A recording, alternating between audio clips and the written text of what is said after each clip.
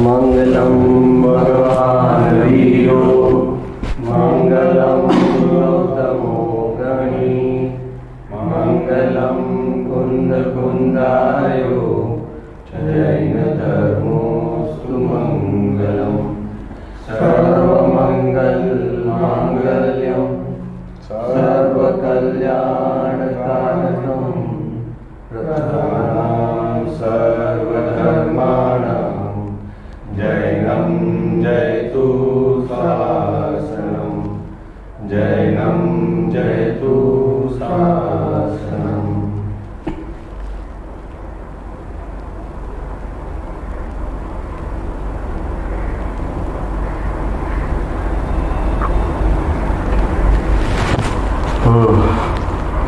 બોલો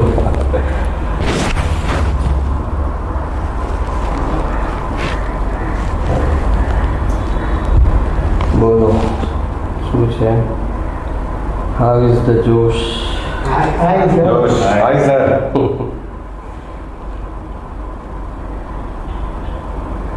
કૃપાળજનક પત્ર છે, એનાથી સ્ટેટસમાં સ્ટાર્ટ કરીએ છીએ. આત્મહિત માટે સત્સંગ જેવું બળવાન બીજું નિમિત્ત કોઈ જણાતું નથી.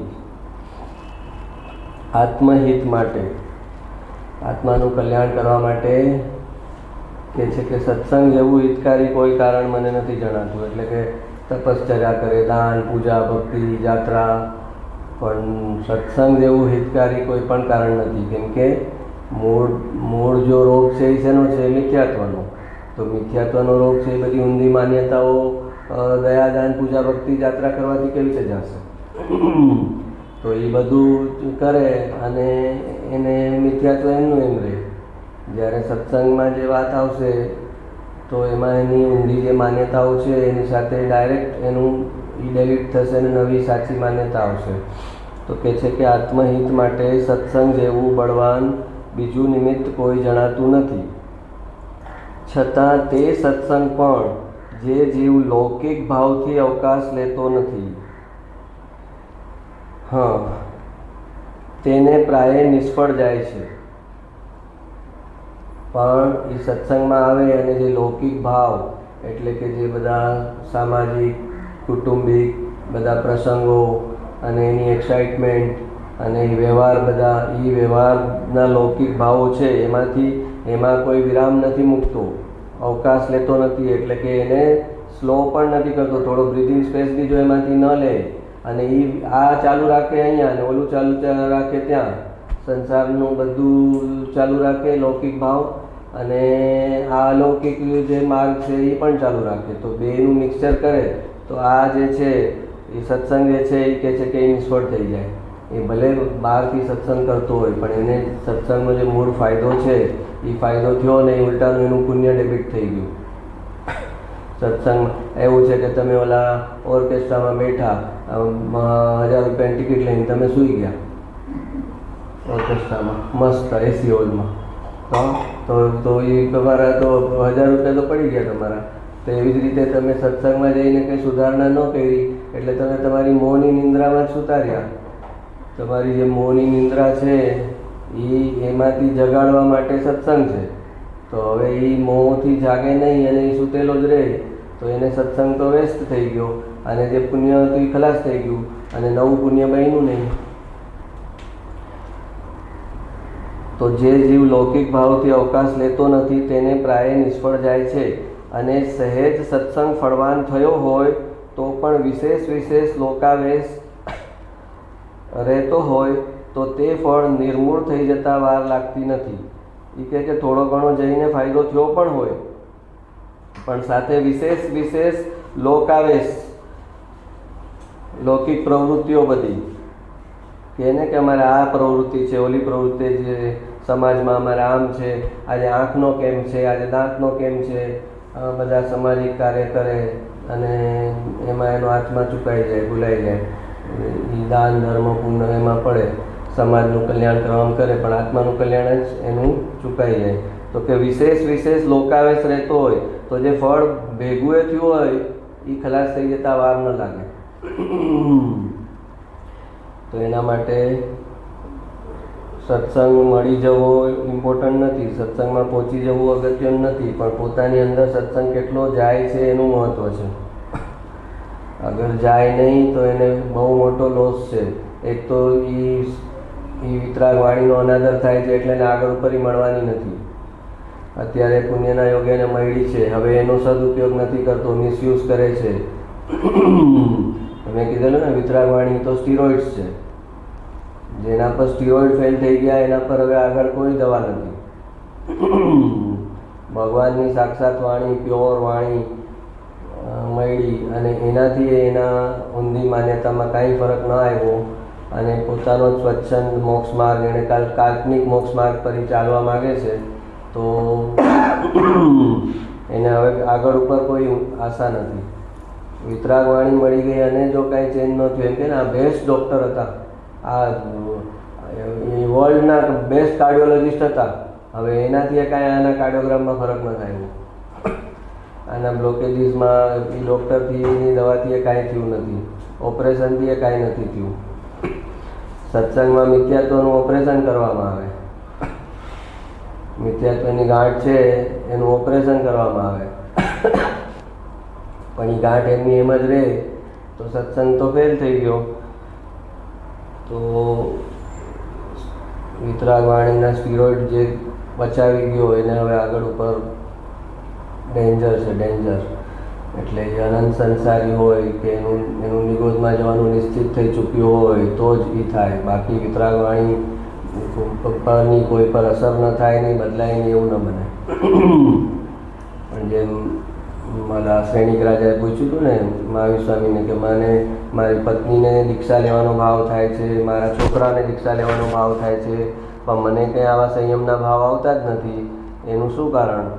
તો મહાવીર સ્વામી કહે છે કે ભાઈ, તારી જે ગતિ છે હવેની એ નરકની ગતિ છે, અને નરકની ગતિમાં જનારાને સંયમના ભાવ ન આવે, દીક્ષા લેવાના ભાવ ન આવે. એટલે આપણે કીધેલું કે જેવી ગતિ છે એવી મતિ અહીંયા શરૂ થઈ જાય.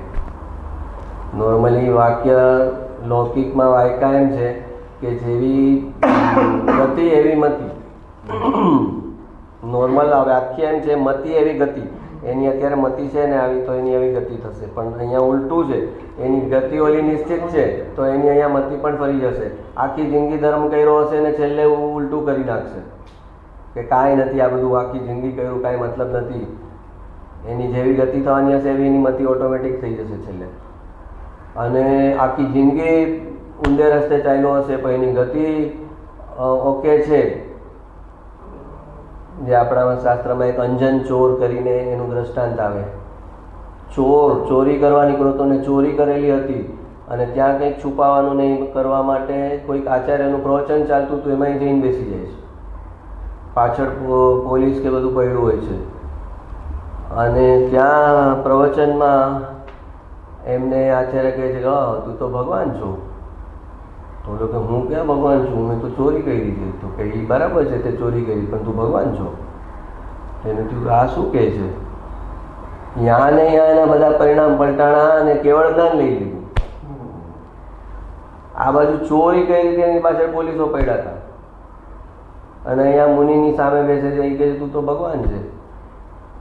તો કે તો આમાં મેં તો ચોરી કરી. તો કે તો તે કરી છે પણ તું છે ભગવાન.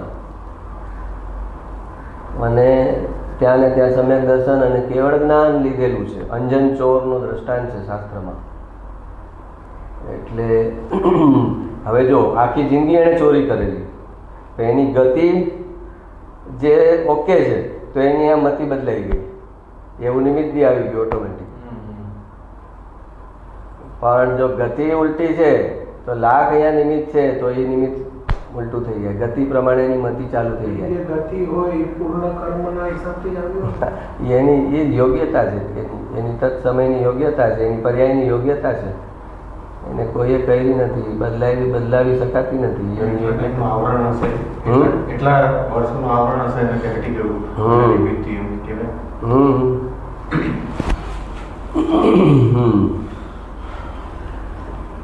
એટલે સત્સંગને ડૉક્ટર પાસે જાય તો પછી એને અનુરૂપ દવા ખાવી ઇમ્પોર્ટન્ટ નથી, પરેજી પાડવી પણ ઇમ્પોર્ટન્ટ છે. એ શું કરે છે, ડૉક્ટર પાસે જાય છે, દવા ખાય છે, પણ પરેજી નથી પાડવી એને.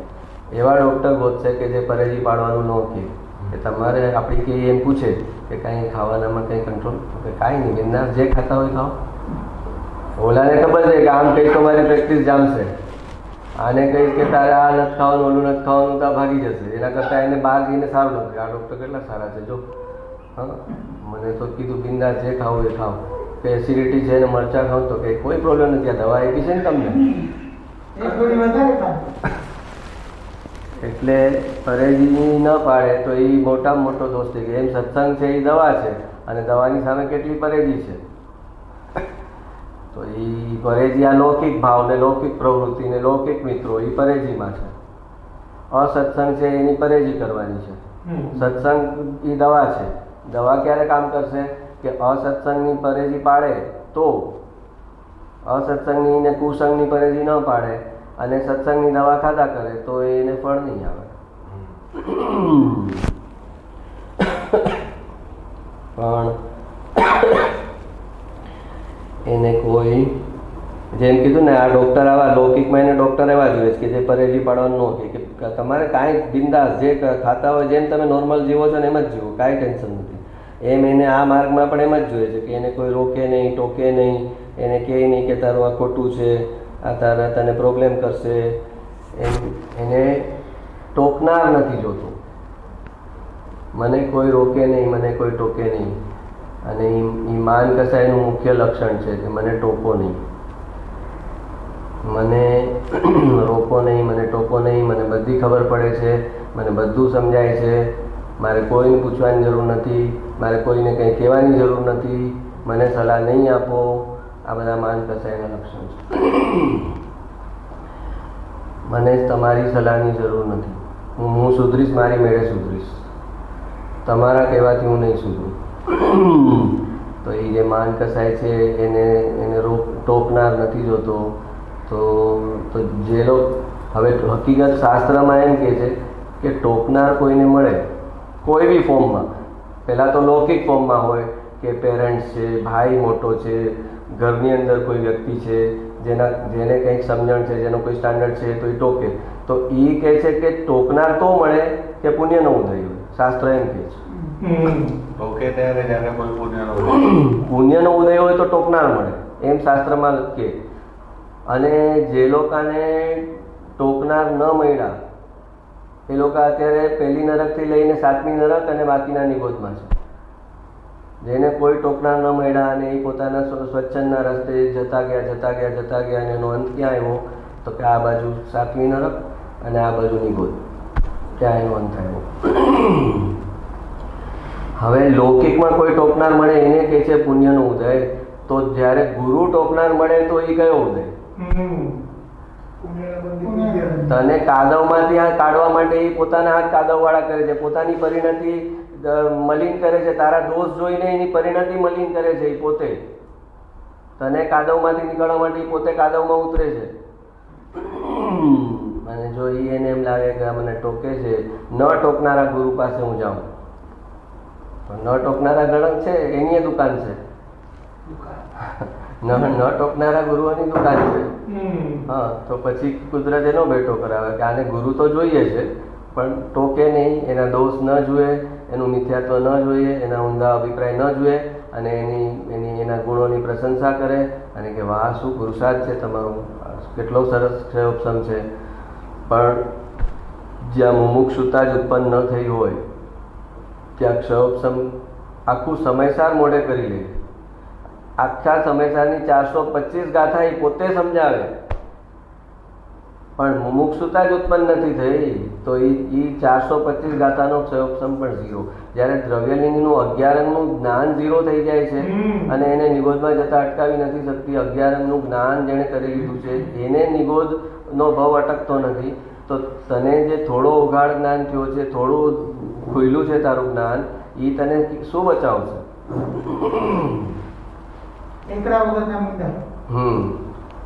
તો ટોકનારને એને ગણવું પડશે કે મારા પુણ્યના ઉદયથી મને કોઈ રોકે છે, ટોકે છે. એને એમ ગણે કે મને આ ટોકનાર ન જોઈએ, તો આવતી જિંદગી એવી મળશે. એની આજુબાજુ આ બધા સુસાઇડ કરે છે, આ કરે છે, અચાનક બધું કરે છે, આ કેમ છે? એની આજુબાજુ કોઈ નથી ફેમિલી મેમ્બર એને રોકનાર ટોકનાર કે આ રોંગ છે, તું વિચારે છે રોંગ છે, આ તારું થિંકિંગ રોંગ છે, આ તારું ડિસિઝન રોંગ છે, એવું કહેનાર કોઈ નથી, શેરિંગ કરનાર કોઈ નથી. તો સીધા આવેશમાં આવીને આવા ડિસિઝન લે છે. તો ગુરુ ટોકનાર મળે તો એને પુણ્ય સમજવાનું કે ભાઈ પુણ્ય છે તો તને કોઈ ટોકશે, બાકી ટોકશે નહીં કોઈ.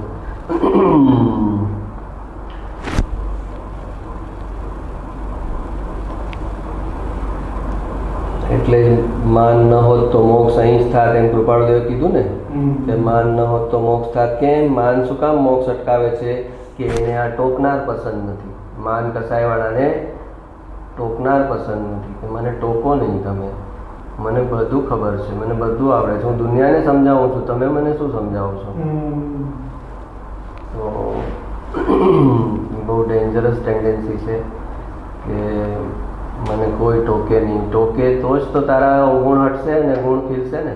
તને રોંગ, હા, કોઈ ટોકનાર ન જોતું હોય તો એક ચીજ કરવી પડે, પોતે પોતાના ટોકનાર બનવું પડે. કોઈ મને ન ટોકે એમ જોતું હોય, જે મુનિ છે તો એ પોતાની પરિણતિના દોષને એ પોતે જ ટોકે છે કે અરે આ કયો દોષ, આ ક્રોધનો દોષ આવી ગયો મારી અંદર, આ માનનો દોષ ઉત્પન્ન થયો, આ માયા આવી ગઈ, આ લોભ આવી ગયો, આ ન ચાલે, મને મારે મોક્ષે જવું છે. એ પોતે પોતાને ટોકે છે તો એને ટોકનાર કોઈ નથી. પણ તું પોતે તને ટોકે નહીં અને કોઈ તને ટોકે એને તું ઉપેક્ષા કરે તો ક્યાં જઈશ?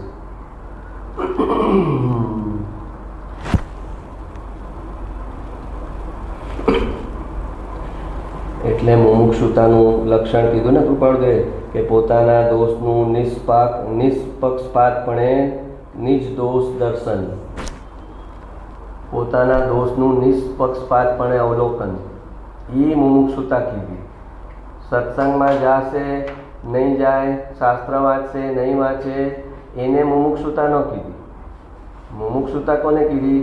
કે એનું પોતાના દોષનું જોવાનું ચાલુ થયું છે કે નથી થયું, એના પોતાના દોષનું પોતે જોવાનું ચાલુ થયું છે કે નથી થયું, એના પર ડિપેન્ડ થશે કે એની મુમુક્ષુતા ખુલ્લી છે કે નથી ખુલ્લી. સયોપસમ કર્યો, કેટલા સત્સંગ કર્યા, કેટલા શાસ્ત્ર વાંચ્યા, એનાથી મુમુક્ષુતા ડિસાઇડ નથી થતી. આપણે હમણાં એક પ્રશ્ન પૂછ્યો હતો કે શું મુમુક્ષુતા વગર શાસ્ત્રનો ક્ષયોપસમ થઈ શકે? તો કે થઈ શકે ને. દ્રવ્યલિંગીને મુમુક્ષુતા હતી જ નહીં. મુમુક્ષુતા દ્રવ્યલિંગીને 0 હતી અને સામે 11 અંગનું જ્ઞાન કરી લીધું. પહેલા અંગમાં 18,000 પદ અને એક પદમાં 51 કરોડ ઝાઝેરા શ્લોક, એ પહેલું અંગ, એનાથી ડબલ બીજું અંગ, એનાથી ડબલ ત્રીજું અંગ, અને એવા 11 અંગ મોઢે. અને ચારિત્ર કોના જેવું પાડે? તો કે ભાવલિંગી મુનિ જેવું ચારિત્ર પાડે. ચરણાનુયોગમાં ભાવલિંગી મુનિ માટે જે ચારિત્ર કીધું છે એ ચારિત્ર પાડે. એમાં આટલી પણ મિસ્ટેક ન થાય. મિસ્ટેક થાય તો એનું પ્રાયશ્ચિત કીધું હોય એ એક્ઝેક્ટ પ્રાયશ્ચિત કરે. અને મુમુક્ષુતા જ નથી. મોક્ષ મહેલનો પાયો કીધો મુમુક્ષુતા. મોક્ષ મહેલનો પાયામાં મુમુક્ષુતા છે. મુમુક્ષુતાથી મોક્ષની યાત્રા શરૂ થાય છે. અને એ મુમુક્ષુતા કલ્ટિવેટ કર્યા વગર એણે હવામાં મોક્ષનો મહેલ બનાવી લીધો તો એ ક્યાંથી ટકશે? એક ભાવ દેવલોકનો આપે એને એના ચારિત્રને કારણે, અને પછી સડસડાટ નીચે જાય. તો મુમુક્ષુતા હોય એ સારી વાત છે. ક્ષયોપસમ ઓછો હોય તો ચાલે. મુમુક્ષુતા છે એટલે એને ભાવદશા હોય.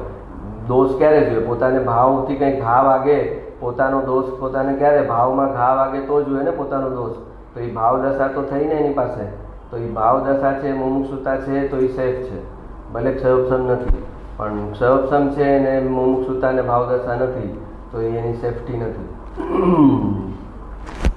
પણ અહીંયા ઊંધું જ પુરુષાર્થ કરે છે, ઊંધી જ દિશામાં જાય છે. પાછા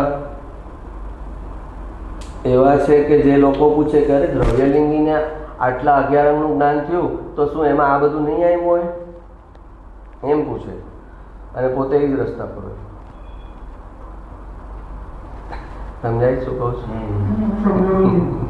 પોતે એમ જ કરતા હોય પણ પોતે એક્ઝેક્ટલી એ જ કરી રહ્યા હોય. સૌ સમય ભેગો કરી રહ્યો હોય, શાસ્ત્ર વાંચન જ કરી રહ્યો હોય, દોષ જોઈ ન રહ્યા હોય, મુમુક્ષુતા પર એની દ્રષ્ટિ ન હોય. એને એવો આન્સર મળ્યો. હા, અને પ્રશ્ન પૂછે છે કે દ્રવ્યલિંગી આવી ભૂલ કેમ કરે? 11 અંગમાં શું આ વાત નહીં આવી હોય કે મહત્વ તો મુમુક્ષુતાનું છે, ક્ષયોપશમનું મહત્વ નથી, ભાવદશાનું મહત્વ છે, ક્ષયોપશમનું નથી?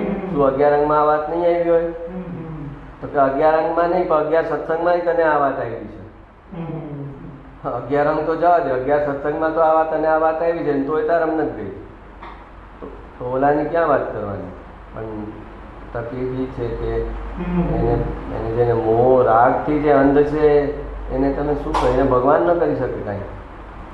જેને રાગની ને માનની પટ્ટી લાગી ગઈ છે, જેની દ્રષ્ટિ પર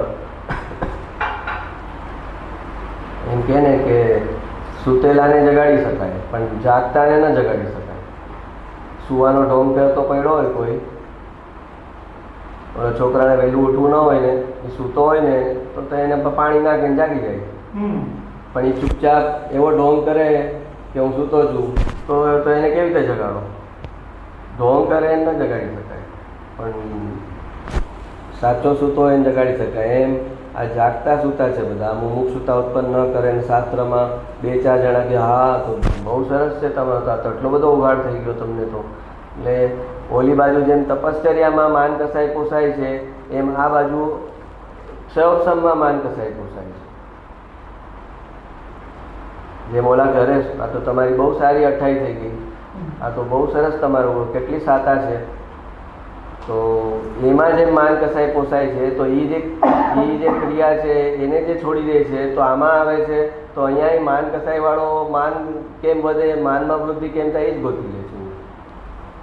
હવે હકીકતમાં જ્ઞાન અને માન એકબીજાના શત્રુ છે. જ્ઞાન અને માન એકબીજાના શત્રુ છે. જ્ઞાન જો વધ્યું સાચા અર્થમાં તો માને ઘટવું જ પડે, કેમ કે જ્ઞાન તો શત્રુ છે માનનું. માનને ટકવા જ ન દે, એનામાં નિર્માણતા આવ્યા વગર રહે જ નહીં અગર સાચું જ્ઞાન થાય તો. અને માન એનું વૈધું છે તો સમજવાનું કે જે કંઈ એનું જ્ઞાન છે એ 0 છે. જે કંઈ છે એનું ક્ષયોપશમી જ્ઞાન છે, પણ એ જ્ઞાનનું યથાર્થ પરિણમન નથી. જ્ઞાનનું યથાર્થ પરિણમન હોય તો એ માનને માયરા વગર રહે જ નહીં, કેમ કે એનો કટ્ટર શત્રુ છે. મોક્ષે જવાનો કટ્ટર શત્રુ કહી દીધો માન, તો જ્ઞાન જો વધતું જાય તો એ શું કરશે? પેલું તો કંઈ માનને જ ગાળશે કે આ માન છે એ તો મને રૂકાવટ કરશે. જો તમે વાક્ય લખેલું ને કે ભાઈ માન સાથે જેનું ટ્યુનિંગ સારું હોય તો ગુરુ સાથે ટ્યુનિંગ સારું નહીં થઈ શકે. તો શું કરું છું? માનને જ્ઞાન વધશે, માનને ગાળશે. આ બાહુબલી જેવાને જો માનથી અટકતું હોય, હા, જે એક સાહિક સંકિત છે, જન્મથી સાહિક સંકિત, ભરત ચક્રવર્તી અને બાહુબલી, એ જ ભવે મોક્ષે જનારા છે. અને એની અંદર જો માન આવે કે આ ભરતનું રાજ્ય છે, હું એ રાજ્યને ન વાપરું, હું ઊભા ધ્યાન કરીશ, એની જમીન ઓછામાં ઓછી વાપરીશ, આવું કરે અને એને વર્ષો વર્ષ એવી રીતે ઊભા ધ્યાન કરીને કેવળ જ્ઞાન નથી થતું, ત્યારે એની જે 2 ઋષભદેવ ભગવાનને 2 દીકરીઓ હતી, બ્રાહ્મી અને સુંદરી, એ પણ ભગવાનના સમોસણમાં હતી. ને એ ભગવાનને પૂછે છે કે ભગવાન આ મારા ભાઈને, આ બાહુબલીને આટલી ઘોર તપશ્ચર્યા કરે છે અને એને કેવળ જ્ઞાન નથી થતું, એનું શું કારણ છે? તો ભગવાન કહે છે કે હાથી પર બેઠો છે, હાથી પરથી ઉતરશે તો એને કેવળ જ્ઞાન થઈ જશે. તો એ બ્રાહ્મી અને સુંદરી ભગવાનનો સંદેશો લઈ અને બાહુબલી પાસે આવી, અને એના ભાઈ બાહુબલી ધ્યાન કરતા હતા, આખી એનું સ્તવન છે. એને કહે છે કે ભાઈ, ભગવાન એમ કહે છે કે તમે હાથી પર બેઠા છો ને એટલે કેવળ જ્ઞાન નથી થતું, તમે હાથી પરથી ઉતરી જશો ને તો કેવળ જ્ઞાન થશે. તો એ કે હું ક્યાં હાથી પર બેઠો છું, હું તો જમીન પર છું. તો કે જે તમે આજે અંદર વિચારો છો કે આ ભરતની ભૂમિ છે, એને હું ન વાપરું, તો કે કોની ભૂમિ? ભરતની અંદર પણ એવું નથી એટલું જેટલું તારી અંદર છે કે આ ભૂમિ ભરતની છે. ભરતને એમ નથી કે આ ભૂમિ મારી છે, એ મોક્ષે જનાર છે ને, તો એને ક્યાંથી હોય કે આ ભૂમિ મારી? તો કે એની અંદર એમ નથી કે આ મારી ભૂમિ છે ને એમાં તું છે ને, એવું એની અંદર નથી. ને તમારી અંદર એટલું પડેલું છે માન કે આ ભરતની ભૂમિ છે ને હું ન વાપરું, અને ત્યારે એને પોતાના દોષનું ભાન થાય છે અને એ પહેલો પગ ઉપાડે છે ભરતને મિચ્છામી દુક્કડમ કરવા માટે, એની માફી માગવા માટે ફર્સ્ટ સ્ટેપ ઉપાડે છે એને કેવળ જ્ઞાન થાય છે. તો માન કસાઈ જે છે એ જેને છોડ્યો નથી એને મુમુક્ષુતાની શરૂઆત ન થાય, અને મુમુક્ષુતાની શરૂઆત ન થાય તો મોક્ષનું સ્ટેશન ક્યારે આવે જ નહીં.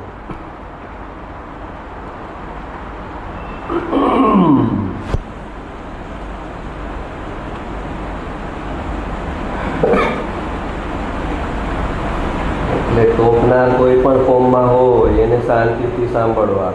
આપણાથી નાના હોય, આપણાથી મોટા હોય, એ વાત સાચી કહે છે કે ખોટી કહે છે એને તપાસણી કરવી, અને લાગે સાચી કહે છે તો એને ત્યાં એનો કમસે કમ વિરોધ ન કરો, એને ઓબે ન કરો, એના પ્રમાણ ન કરો તો બી ચૂપ રહ્યો ત્યાં આગળ.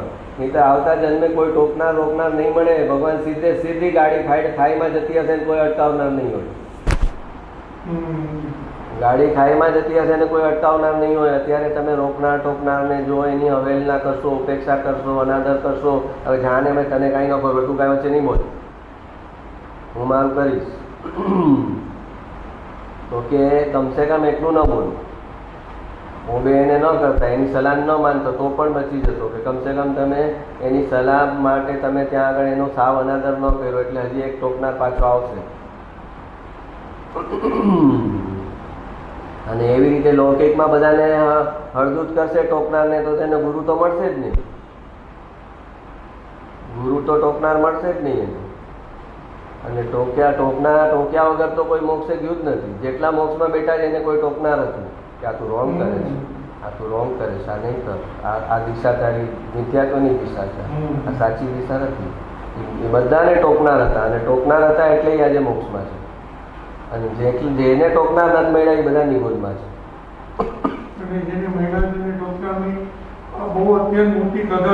હા, એ મહિલાને એની અવહેલના કરી તો એને આગળ ઉપર નહીં મળશે જ નહીં ને, એટલે પછી ટોકનાર મળશે નહીં, એટલે એ સડસડાટ ગાડી જશે નીચે. તમારે ઓલી સ્પીડ બ્રેકર મૂક્યા છે કે ભાઈ ગાડી સ્લો ચલાવો અહીંયા, તો તમે એને કહો કે હું આને સરપાસ કરીને જાઉં તો શું થશે? એને સ્વીકાર સાઈડમાં રેલિંગ મૂકી છે, વહેલી છે, એટલે તો કે આ મને રોકે છે, શું કામ આ રેલિંગ? હા, તો ભાઈ રેલિંગ મને રોકે છે તો પછી તો તું જા ખાઈમાં. એની મોટી કદર છે, એને ઉલટાનો ભાવ થઈને આ સારું થયું. આજે મુકેશ અંબાણી હોય એ અગર કાર ડ્રાઇવિંગ શીખવા જાય તો કાર ડ્રાઇવિંગની સ્કૂલમાં જાય તો ઓલો એની બાજુમાં શીખાડનાર જે પહેલી વાર મુકેશ અંબાણીએ ડ્રાઇવિંગ ક્યારેક તો શીખવો છે ને, તો એની બાજુમાં જે બેઠો એ માણસ કેવો હોય, એની શું હેસિયત હોય, એની ઓકાત શું હોય? પણ એટલે મુકેશ અંબાણી એને ઊભે કરે કે ન કરે? જેમ કે ભાઈ આ તું આમ નહીં કર, સ્ટિયરિંગ આમ કર, વચ્ચે બ્રેક મારે કે આમ તું સિગ્નલ આવ્યું ને આવી રીતે તું એટલી સ્પીડમાં કેમ લે છે? તો મુકેશ અંબાણી કે હવે તું 2 કોડીનો માણસ મને ટોકે છે, તને ખબર છે હું કોણ છું? તો શું થાય? તો કે ભલા માણસ ગમે એવા હોય, જ્યારે શીખવા જાય છે લૌકિકમાં કાંઈ તો એ રોકનાર ટોકનારને એ ઊભે કરે છે. હા, તેંડુલકરનો કોઈ કોચ છે તો એની વાત એ માનતો હશે ને, એ એમ કે હું તેંડુલકર છું એમ કે તો એને કોચ છું એને શીખવાડે કે ભાઈ તું તેંડુલકર છે તો જા. અરે ખબર પડે કે હું સાચો છું તોય ન બોલી શકે. ખબર હોય કે આ મારું હું અહીંયા બરાબર છું પણ આજે મારા ગુરુ આ મારો પોઈન્ટ સમજી નથી શક્યા તો પણ એમાં બોલી ન શકાય. એને કહે કે તે આ શોટ રોંગ માર્યો, દરેક મેચ પછી એના કોચને ફોન કરતો હતો કે મારી આજની મેચમાં શું મિસ્ટેક છે થઈ છે એ મને જણાવો. તારીફ મને નથી જોતી, તો દુનિયા કરે છે, એ તો મારી તારીફ દુનિયા કરે છે. આજની મેં ક્યાં ક્યાં શું મિસ્ટેક કરી છે એ મને જણાવો. કોચે લખી રાખતો હોય છે. હા. બીજા ઓવરમાં તે આવી તમારા હા, અરે એને લખવાની જરૂર હોય, કોચને લખવું પડે.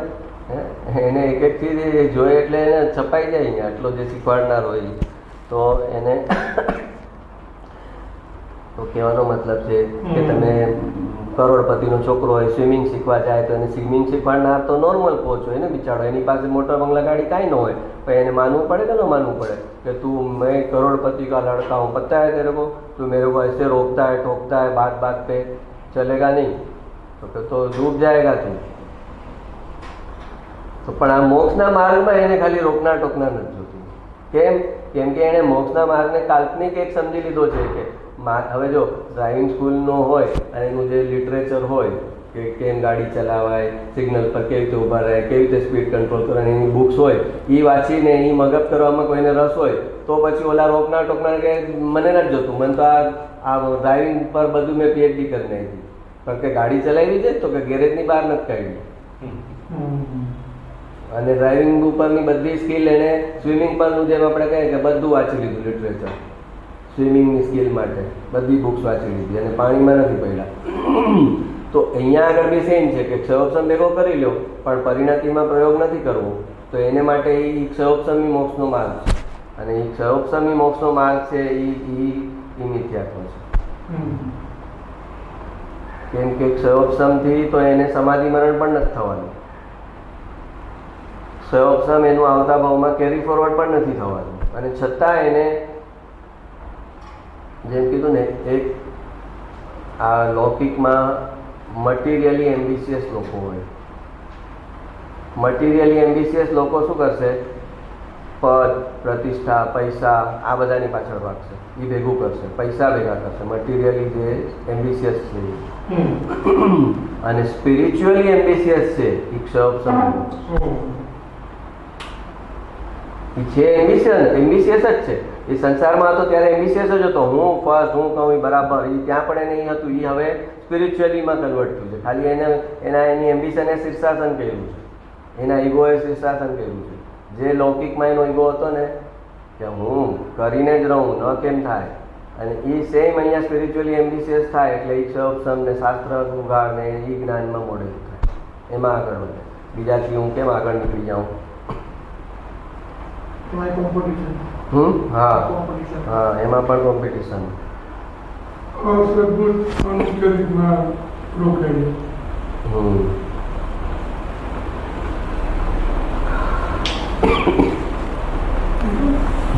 હા, પછી છે હા, જો જીવ એમ સમજે છે કે મને યાદ નથી રહેતું, મને બોલવાનું નથી ફાવતું, મને સમજાવતા નથી આવડતું, મને ક્ષયોપસમ ઓછો છે એટલે મારે મોક્ષના માર્ગમાં આગળ વધવાનું નથી થતું, એવી એની માન્યતા છે. ઘણા જણા કહે મને યાદ નથી રહેતું, પણ યાદ નહીં ને તારા મોક્ષનામાં મુમુક્ષુતાને શું સંબંધ છે? તારે યાદ નથી રહેતું અને સાચી મુમુક્ષુતા એને શું સંબંધ છે? એને કાંઈ સંબંધ નથી. પછી મને બોલવાનું નથી ફાવતું, મને સમજાવતા નથી આવડતું, મને ક્ષયોપસમ ઓછો છે એટલે મારે મોક્ષના માર્ગમાં આગળ વધવાનું નથી થતું. પણ મોક્ષના માર્ગમાં આગળ વધવા માટે જે ભાવદશા હોવી જોઈએ એ મારી પાસે નથી, અને ક્ષયોપસમ વધારવાથી ભાવદશા ઉર્ધ્વ થતી નથી, એ એને સમજાઈ જાય તો એનો ઊંધી દિશાનો પુરુષાર્થ અટકી જાય. ગુરુદેવ આટલું કહીને ગયા કે ભાઈ તું દ્રવ્યલિંગીના દ્રષ્ટાંતમાંથી શીખી જજે. હા, કે દ્રવ્યલિંગીના દ્રષ્ટાંતમાંથી તું શીખી જજે કે એણે 11 અંગનું જ્ઞાન કર્યું એટલે જ્ઞાનનો પુરુષાર્થ કર્યો, ચારિત્રમાં ભાવલિંગી મુનિ જેવું ચારિત્ર પાડ્યું, અને છતાંય એને કાંઈક ખૂટતું રહ્યું કે એને નિગોદમાં જવું પડ્યું, તો તું એના દ્રષ્ટાંતમાંથી એ જે ખાડામાં પડ્યા છે એ ખાડામાં તું નહીં પડતો.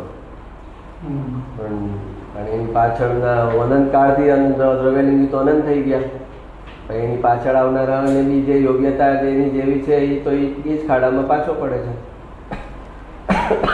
ખાડામાં લાખ બોર્ડ માર્યું હોય તો અહીંયા ખાડો છે, પણ જે પડવાની જેની યોગ્યતા છે એને તો એ બોર્ડ દેખાવાનું જ નથી.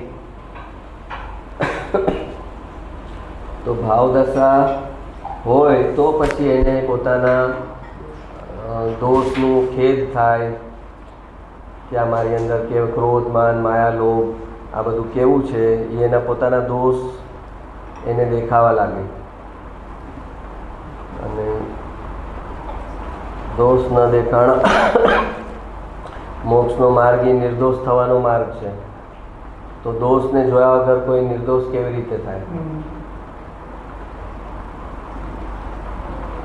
પણ જે ભૂલ આગળવાળા કરીને ગયા હોય છે એ જ પાછળવાળા એ જ ભૂલ ફરી ફરીને કરે છે, ફરી ફરીને કરે છે. એ પાછા દ્રવ્યલિંગીને કહે કે આ કેમ આણે આવું કર્યું હશે, પોતે એ જ ભૂમિ પર ઊભા છે અને દ્રવ્યલિંગી વિશે વિચારે કે આણે કેમ આવું કર્યું હશે. કીધું પણ એને પેલો કુદરતે કીધું ને કે કુદરતે તો 609 જણાને જ છોડવાના છે 6 મહિનામાં. મિથ્યાત્વનું સામ્રાજ્ય છે, હુકુમત છે મિથ્યાત્વની, એમાંથી 609 જણને જ એણે છોડવાના છે 6 મહિનામાં. તો કે બાકીનાને અટકાવવા તો પડશે ને. તો અટકશે કેવી રીતે? મિથ્યાત્વ બધાનું જો જવા લાગે અને એને ખરેખર જ બધું એના દોષ દેખાવા લાગે તો બધા ત્યાં મોક્ષમાં ટ્રાફિક જામ થઈ જાય. સિલસિલા પર જગાનો પ્રોબ્લેમ થઈ જાય. 609ની બદલીમાં 6009 આવી જાય તો કે ભાઈ મેરા જગા ઇધર તું કિધર से आ गया, પ્રોબ્લેમ થઈ જાય સિલસિલા પર. તો એ રેગ્યુલેટ કરવાનું છે ને. તો એને ઉલઝાવી લાગે, કાં ક્રિયામાં ઉલઝાવે, કાં શાસ્ત્રના અક્ષરોપસમમાં ઉલઝાવે.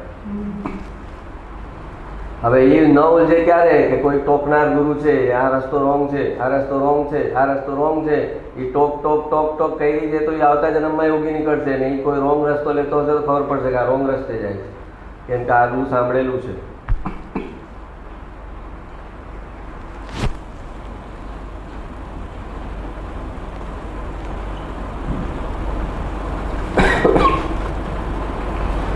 શાસ્ત્ર વાંચન અને સત્સંગ શ્રવણને પણ બંધ કરી એકાંતમાં બેસીને પોતાની જાતનું અવલોકન અને વિશ્લેષણ કરવું. શાસ્ત્ર વાંચન અને સત્સંગ શ્રવણને પણ બંધ કરી, કેમ કે કૃપાળુએ કીધું છે કે અતિશય શ્રવણ કરે તો એ જ્ઞાનાવર્ણ્ય કર્મનો બંધ પડે. અતિશય શ્રવણથી જ્ઞાનાવર્ણ્ય કર્મનો બંધ પડે. અતિશય શાસ્ત્ર વાંચનથી જ્ઞાનાવર્ણ્ય કર્મનો બંધ પડે. લો, શાસ્ત્ર વાંચનથી જ્ઞાનાવર્ણ્ય કર્મનો બંધ પડે, આવું તો કૃપાળુદેવ જ લખી શકે. કેમ? તો કે શાસ્ત્ર વાંચ્યું તે એની પર સન્મુખતા કરી છે. તો પર સન્મુખતા છે એ તો દવા છે, એની માત્રા છે. દવા એની માત્રામાં લેવાની હોય કે આખી બોટલ દવા પી જાઓ તો તમે જલ્દી સાજા થઈ જાઓ. જે ગુરુદેવ કીધેલું કે વૈદ પાસે ગયો, ઇનડાઇજેશન, અજીર્ણ આયુર્વેદમાં એને અજીર્ણ કે ઇનડાઇજેશન થયું હતું, અજીર્ણ. તો વૈદ પાસે ગયો ને એને ફાંકી આપી અને એ ફાંકીના એને ફાકડા ભર્યા કે જલ્દી ઠીક કરું. એ ફાકડા ભર્યા એનાથી ઇનડાઇજેશન નવું થયું. તો કે આ શાસ્ત્ર જે છે એ દવા છે, દવા. એને રાઈટ માત્રામાં લઈ અને પછી એને બંધ કરીને અંદર જવાનું છે. અને એ અંદર ન જાય અને આ દવા જ ખાધા કરે તો શું થાય? એ બીમાર પડે કે સાજું થાય? શાસ્ત્ર વાંચનની તો દવા છે, તને સ્વમાં લઈ જવા માટેની દવા છે. તો તું એ દવા જ ખાધા કરે તો તું સાજો કેવી રીતે થાય? દવા ખાઈને માણસ કહે ને હવે દવા લઈ લીધી ને હવે સુઈ જાઓ તમે. શું કે હવે તમે વિચારો નહીં, દવા ખાઈ લીધી ને હવે બસ ચૂપચાપ સુઈ જાઓ એટલે દવા અસર કરશે.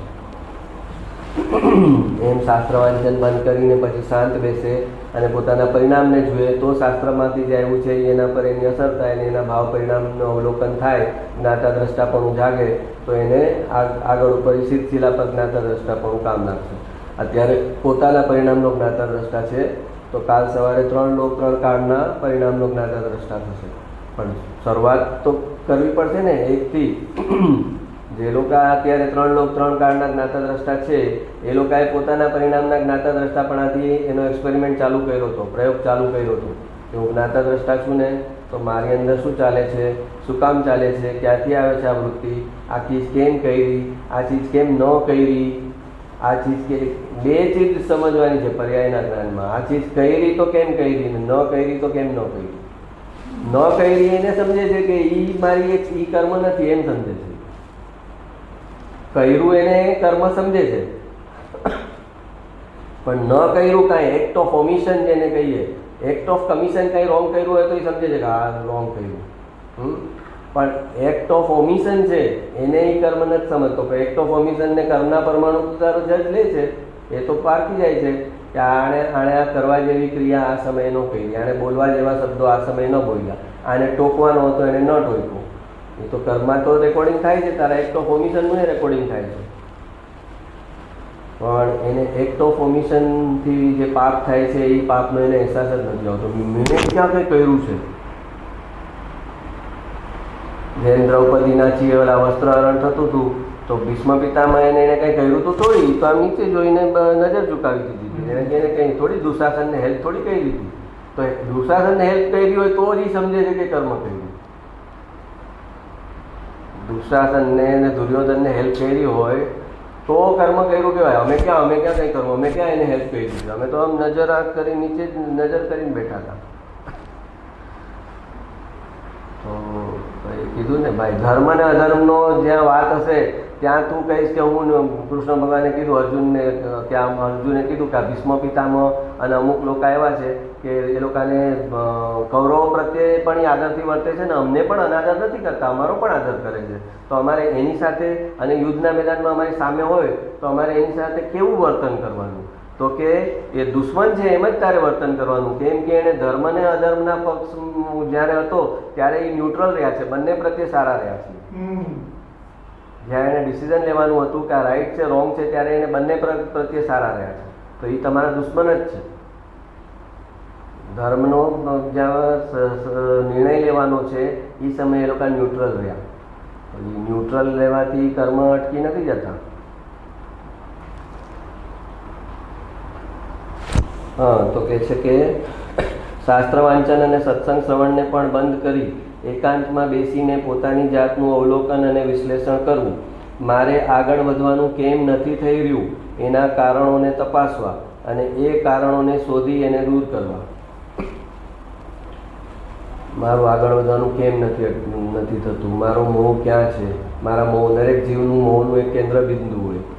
હા, બધાને બધા જ પ્રકારના મોહ ન હોય. કોઈકને કોઈ ચીજથી અટકે છે, કોઈકને કોઈક ચીજની પ્રાયોરિટી છે, કોઈકને કોઈકની ચીજ છે, કોઈકને કોઈ ચીજ વગર નહીં ચાલે, કોઈકને કોઈ ચીજ વગર નહીં ચાલે. બધાને એક સરખા મોહ નથી. તો મારું કયું કારણ છે? મારું અટકવાનું મુખ્ય કારણ શું છે? એ પોતે શાંત બેસે અંદર તો એને એના ભાવ પરિણામ, એની વૃત્તિ, એમાંથી ખબર પડે કે મારે સૌથી વધારે મને કઈ ચીજની વાસના થાય છે, કઈ ચીજની લાલચ થાય છે, કઈ એવું વિકાર સૌથી વધારે આવે છે, રિપીટેડલી શું આવે છે. ક્રોધની મુખ્યતા છે મારી અંદર, કે માનની મુખ્યતા છે, કે માયાચારી કરવાની મુખ્યતા છે, કે લોભની મુખ્યતા છે? મારી અંદર મુખ્ય વૃત્તિ કઈ છે? ચારમાંથી. બધી ચારેય વૃત્તિ બધાની અંદર મુખ્ય ન હોય, મુખ્ય ગૌણ હોય. તો એ પોતાની વૃત્તિ તપાસે અને એના ઉપર વર્ક ચાલુ કરે કે આ જે મારી વૃત્તિ છે એને મારે ઘટાડવા જવું, આ ખોટું બોલવાની મારી આદત છે એને ઘટાડવા જવું, આ છુપાવ કરવાની આદત છે એને મારે ઘટાડતા જવું, મારે સરળ રહેવું છે, મારે નિખાલસ રહેવું છે. એમ પોતાની અંદર કઈ મુખ્ય વૃત્તિ છે એ તપાસી, ખાલી બેસે તો એને ખબર પડે કે એની અંદર શું શું ભરેલું છે. હું જેને આગળ વધવાનું સમજું છું એ ફક્ત ઉઘાડ જ્ઞાનમાં જ આગળ વધવાનું છે એવું તો નથી ને? એના પર ગંભીર વિચારણા કરવી. એને લાગે છે કે અરે આમ ટોકે છે પણ હું તો કેટલો આગળ નીકળી ગયો જો. 6 દ્રવ્ય, 9 તત્વ, 8 કર્મો, ષટકારક, સમવાય, નિમિત્ત, ઉપાદાન, નિશ્ચય, વ્યવહાર, બધી ચીજ મને સમજાવવા લાગી છે, બોલી શકું છું, સમજાવી શકું છું, આગળ વધ્યો નથી એમ કેમ કહો છો તમે? તો કે એને આગળ વધવાનું મોક્ષના માર્ગમાં ગણાતું જ નથી. આ આંજન ચોર જઈને બેઠો તો આખી જિંદગી તો ચોરી કરી હતી એને. તો એને કયા 6 દ્રવ્ય, 9 તત્વ અને 8 કર્મના ગોખણપટ્ટીવાળા જ્ઞાન લીધા હતા. હા, અને 1 સેકન્ડમાં એના ભાવ પરિણામ બદલાઈ ગયા. અને તો કે એનું મહત્વ શું છે? તો આ ક્ષયોક્ષરની જ્ઞાનનું શું મહત્વ છે? આ તો એક ઠીક છે કે તને સંસારથી કટ ઓફ કરવા માટે આ કામ લાગ્યું. આ જ્ઞાન સંસારથી તું એટલી કટ થયો અને આ જ્ઞાનમાં આવ્યો એટલું તારે આમાં પુણ્ય બન્યું. પણ પછી અંદર તારે જે જવાનું છે એ ભાવદશા છે એ તો આખી વસ્તુ જ અલગ છે. અંદર જે મોક્ષનો માર્ગ છે આખો અંદર અલગ છે. એ જેને પકડાય છે એને આ જ્ઞાન નથી હોતું તોય પકડાઈ જાય છે. આ 6 દ્રવ્ય, 9 તત્વ, 8 કર્મની સમજણ ન હોય અને એ પોતાને પકડી લે છે અને એની સાથે ભેજ્ઞાન કરીને વયા જાય છે. ઉઘાડ જ્ઞાન સમાધિ મરણ નહીં કરાવી શકે, કેમ કે એમાં આત્મા આશ્રય ન હોવાને કારણે આત્મ પરિણતિ બનતી નથી. ઉઘાડ જ્ઞાનમાં આત્માનો આશ્રય નથી, એમાં શાસ્ત્રનો આશ્રય છે, પરનો આશ્રય છે. એટલે એને આત્મ પરિણતિ ન બને. અને આત્મ પરિણતિ ન બને એવી કોઈ ચીજ કેરી ફોરવર્ડ ન થાય. મૃત્યુનું મોટું ઓલું ડેલિટ ફેક્ટર છે, ડસ્ટર છે વચ્ચે, એ બધું જ ભૂસી નાખશે. ખાલી આત્મ પરિણતિ બની હશે એને નહીં ભૂસી શકે મૃત્યુ. એ એમને એમ કેરી ફોરવર્ડ થશે. ઉઘાડ જ્ઞાન આ ભવના અંત સાથે જ અંત પામશે. એટલે આવતા જન્મે કેરી ફોરવર્ડ પણ નહીં થાય. સત્સંગ અને શાસ્ત્ર વાંચનનો હેતુ ઉઘાડ જ્ઞાન નથી, પણ આત્મપરિણતિ બનાવવી એ છે. એ વાતને નિરંતર યાદ રાખવી કે સત્સંગ અને શાસ્ત્ર વાંચન એ બેનો હેતુ, એમાંથી બધું ઇન્ફોર્મેટિવ નોલેજ ભેગું કરવું, એનો હેતુ નથી. શાસ્ત્રનો હેતુ એ છે કે તને શાસ્ત્ર ખોલવું ન પડે. એ શાસ્ત્રનો હેતુ છે. તું તારા સ્વભાવનું અનુસંધાન કરી લે અને તને આ શાસ્ત્ર ખોલવું ન પડે. એ શાસ્ત્રનું વાંચનનો હેતુ એ છે કે એ બતાવે છે કે જ્ઞાન તારી અંદર છે, જ્ઞાન તારા સ્વભાવમાં છે. એ જે જ્ઞાયક ભાવ છે એને પકડ અને આ શાસ્ત્રને બંધ કરી દે. તો એ શાસ્ત્રને બંધ ન કરે તો એ પંડિત બની જાય. જેવા ભાવ કરશે આ જન્મમાં એવું આવતા જન્મમાં થશે. જેમ આ જન્મમાં કોઈ તપશ્ચર્યાના ભાવ કર્યા છે તો એ આવતા ભાવ જન્મે એનું બોડી એવી રીતનું મળશે અને કંઈ સારી તપશ્ચર્યા કરી શકશે. અઠ્ઠાઈ કરશે ને એને ઓલી એસિડિટી ને ગેસ ને પિત્ત ને કાંઈ નહીં થાય અને એને મસ્ત થઈ જશે. તો એનાથી શું થશે? એવી રીતે જે ક્ષયોપશમની લાલસા કરે છે કે હું આમ સડસડાટ સમયસાર સમજાવી શકું, પ્રવચનસાર સમજાવી શકું, મને આત્મસિદ્ધિ આખી મોઢે હોય, તો એવો ક્ષયોપશમ આવશે. પણ એવો ક્ષયોપશમ આવશે પછી તું મોક્ષના માર્ગમાં એક ડગલું પણ આગળ નથી વધ્યો. એક ડગલું પણ આગળ નથી વધ્યો.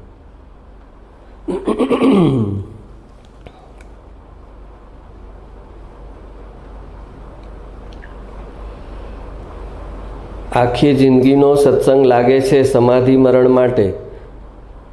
આખી જિંદગીનો સત્સંગ લાગે છે સમાધિ મરણ માટે.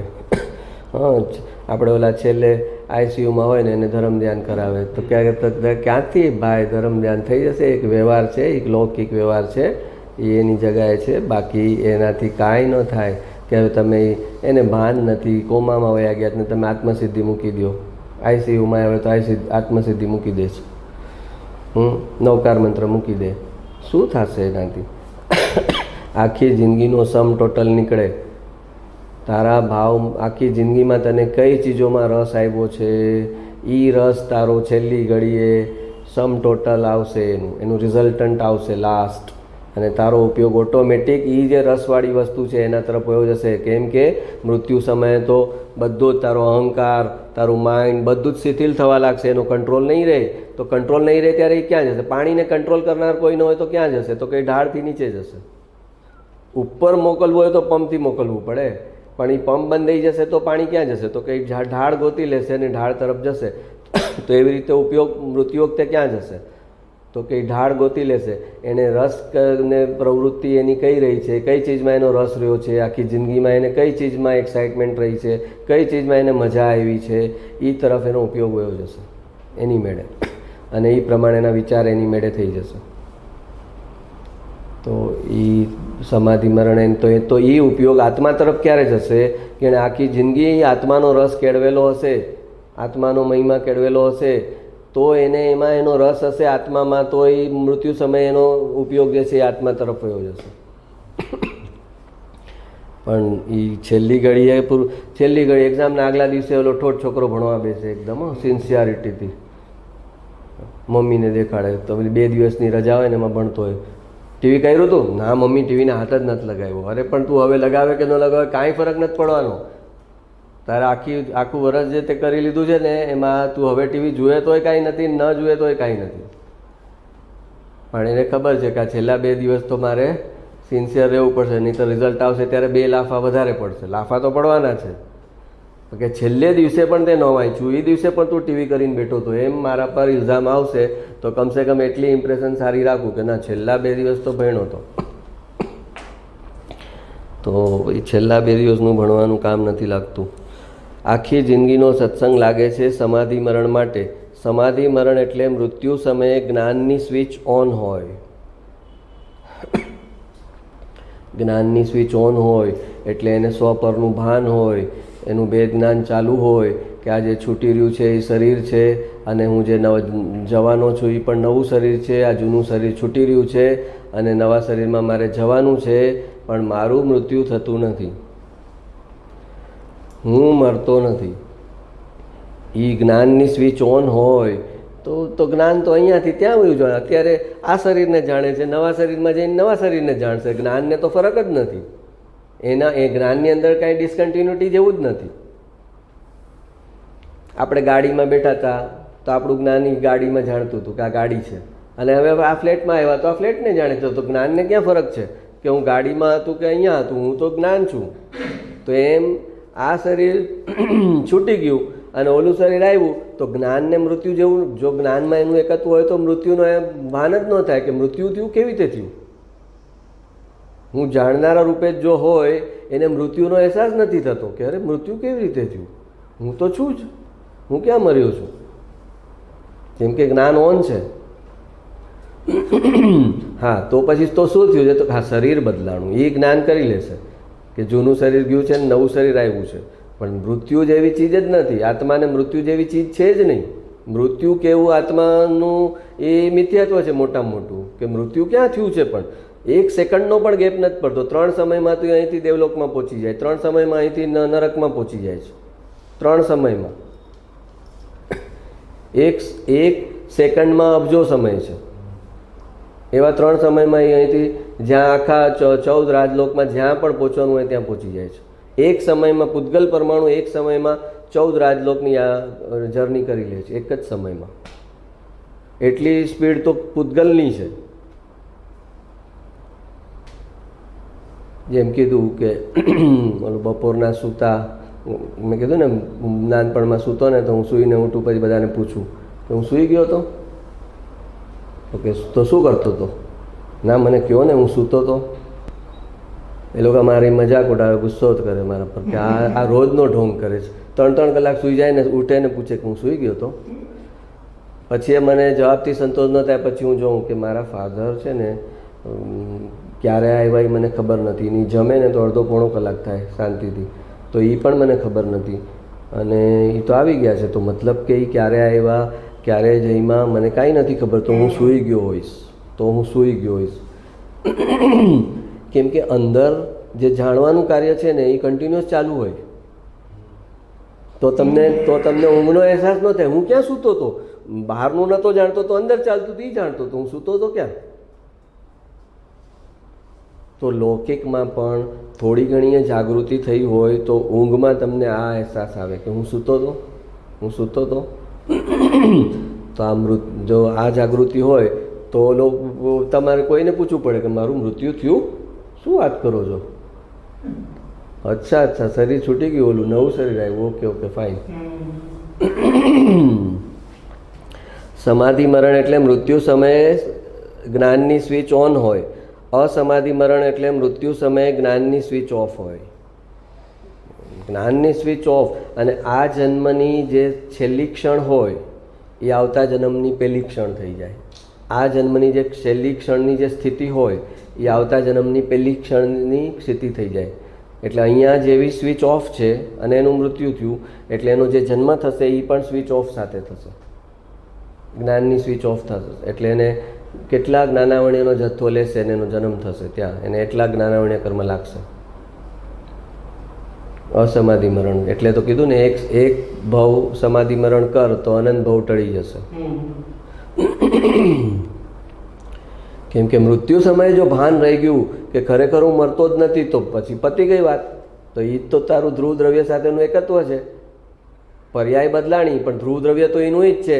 અને તને એ ધ્રુવ દ્રવ્ય સાથે એકત્વ હતું તો તને ભાન રહ્યું કે મારું ધ્રુવ દ્રવ્ય તો એમનું એમ જ છે. બહારનું બધું કાંઈ પણ બદલાઈ જાય, હું તો જે છું એ જ છું. એ બોધ થઈ ગયો તો હવે એને મૃત્યુ ક્યારે, મોક્ષ કેટલો દૂર એને. મોક્ષનો અર્થ જ છે કે મારું મૃત્યુ નથી થતું, હું શાશ્વત છું. એ જ મોક્ષ છે. શાશ્વતતાનો અનુભવ એ જ મોક્ષ છે.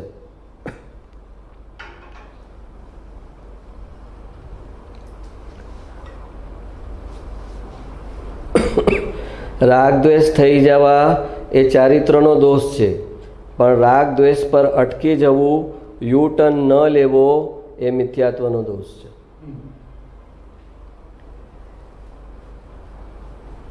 શું કીધું? રાગ દ્વેષ થઈ જવાય એ ચારિત્રનો દોષ છે, પણ એ રાગ દ્વેષની ગાંઠ વાળવી એમાં યુટર્ન ન લેવો, એને ડિઝોલ્વ ન કરવું, એને જ કેરી ફોરવર્ડ કરવું, તો એ મિથ્યાત્વનો દોષ થઈ ગયો. રાગ દ્વેષ તો અસ્થિરતાવશ કીધું ને, આ ભરત ચક્રવર્તીને થયા, બાહુબલીને થયા, મોક્ષે જનારા છેલ્લો ભવ છે એમાં પણ રાગ દ્વેષ થયા છે. લાસ્ટ ભવ છે એમ થાય ને કે લાસ્ટ ભવમાં તો રાગ દ્વેષ જ ન હોવા જોઈએ, એટલી નિર્મળ થઈ ગયો એ પરિણામ. તો કે લાસ્ટ ભવમાં એટલા રાગ દ્વેષ કર્યા, પણ આ રાગ દ્વેષ કરવા જેવા નથી. અને રાગ દ્વેષથી તરત યુટર્ન લઈ લે તો એ ચારિત્રના દોષ રૂપે વયું જાય. પણ એ યુટર્ન ન લે અને એને પોતાના પરિણતિ પર એની છાપ પડવા દે તો એ મિથ્યાત્વનો દોષ થયો. હા, ગોઠતો રે. હા, થયું તું ઓકે.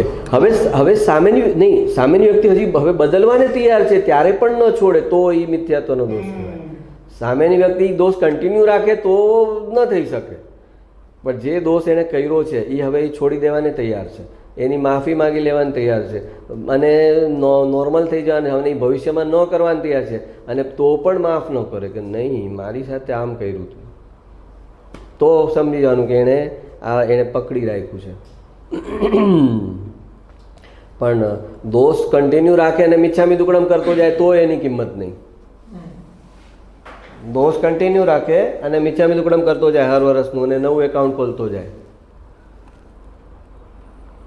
તો એની કિંમત નહીં. તે કીધું ત્યારે તે ભૂલની માફી માંગી તો એનો મતલબ શું કે આ ભૂલ હવે રિપીટ ન થાય, તો એનો મતલબ ને ભૂલ તું કરતો રહે, માફી માગતો રહે, ભૂલ તું કરતો રહે તો ઓલી ભેંસ કાદવમાં જાય પાછી બહાર આવે નવડાવે, પાછી કાદવમાં જાય પાછી બહાર આવે નવડાવે. તને નવડાવે છે એટલે કે હવે તું પાછી કાદવમાં ન જા, તારી પરિણતિને નવડાવવાની છે મિચ્છામી દુક્કડમથી, તો હવે પાછું તું પાપમાં જાતો ક્યાંથી થાય એ વસ્તુ. તો એ બે બાજુ છે. મિચ્છામી દુક્કડમ કરનારા પાછા વ્યવહારમાં હોય કે એક પોઈન્ટ પર મિચ્છામી દુક્કડમ તો બરાબર કરે, પણ ફરી પાછું એકાઉન્ટ તો એ જ ચાલુ હોય. અને ત્યારે એ વ્યવહાર ને અમે મિચ્છામી દુક્કડમ બી કરી નાખ્યું તું તો પણ હજી અરે તો એ મિચ્છામી દુક્કડમ જ ખતમ થઈ ગયું.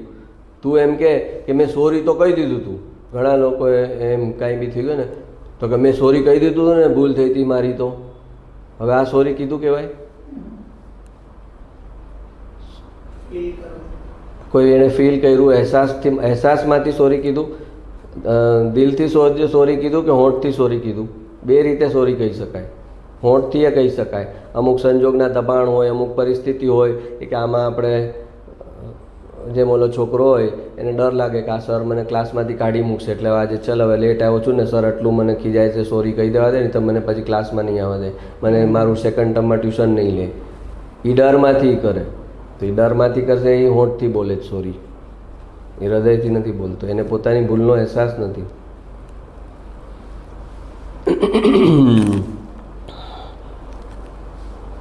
તો યુ ટર્ન લેવો એ મહત્વનું. એટલી સત્સંગમાં આવીને તો કમસે કમ યુ ટર્ન લેતો તો થાય કે ભાઈ મારે એ કેરી ફોરવર્ડ નથી કરવું. એમ કહે છે કે 6 મહિનાથી વધારે તમે કોઈ પણ દ્વેષને લંબાવો તો એ અનંતાનુબંધીમાં કન્વર્ટ થઈ જાય. 6 મહિનાથી વધારે તમે કોઈની બી સાથે તમારો જે કંઈ અનબન દ્વેષ જો લંબાવો તો એ અનંતાનુબંધીમાં કન્વર્ટ થાય. 6 મહિનાની અંદર you have to solve it. આપણે 6 જન્મોને એ સોલ્વ નથી કર્યા, 6 જન્મોના દ્વેષને એ સોલ્વ નથી કર્યા. 6 મહિના તો બહુ દૂરની વાત છે.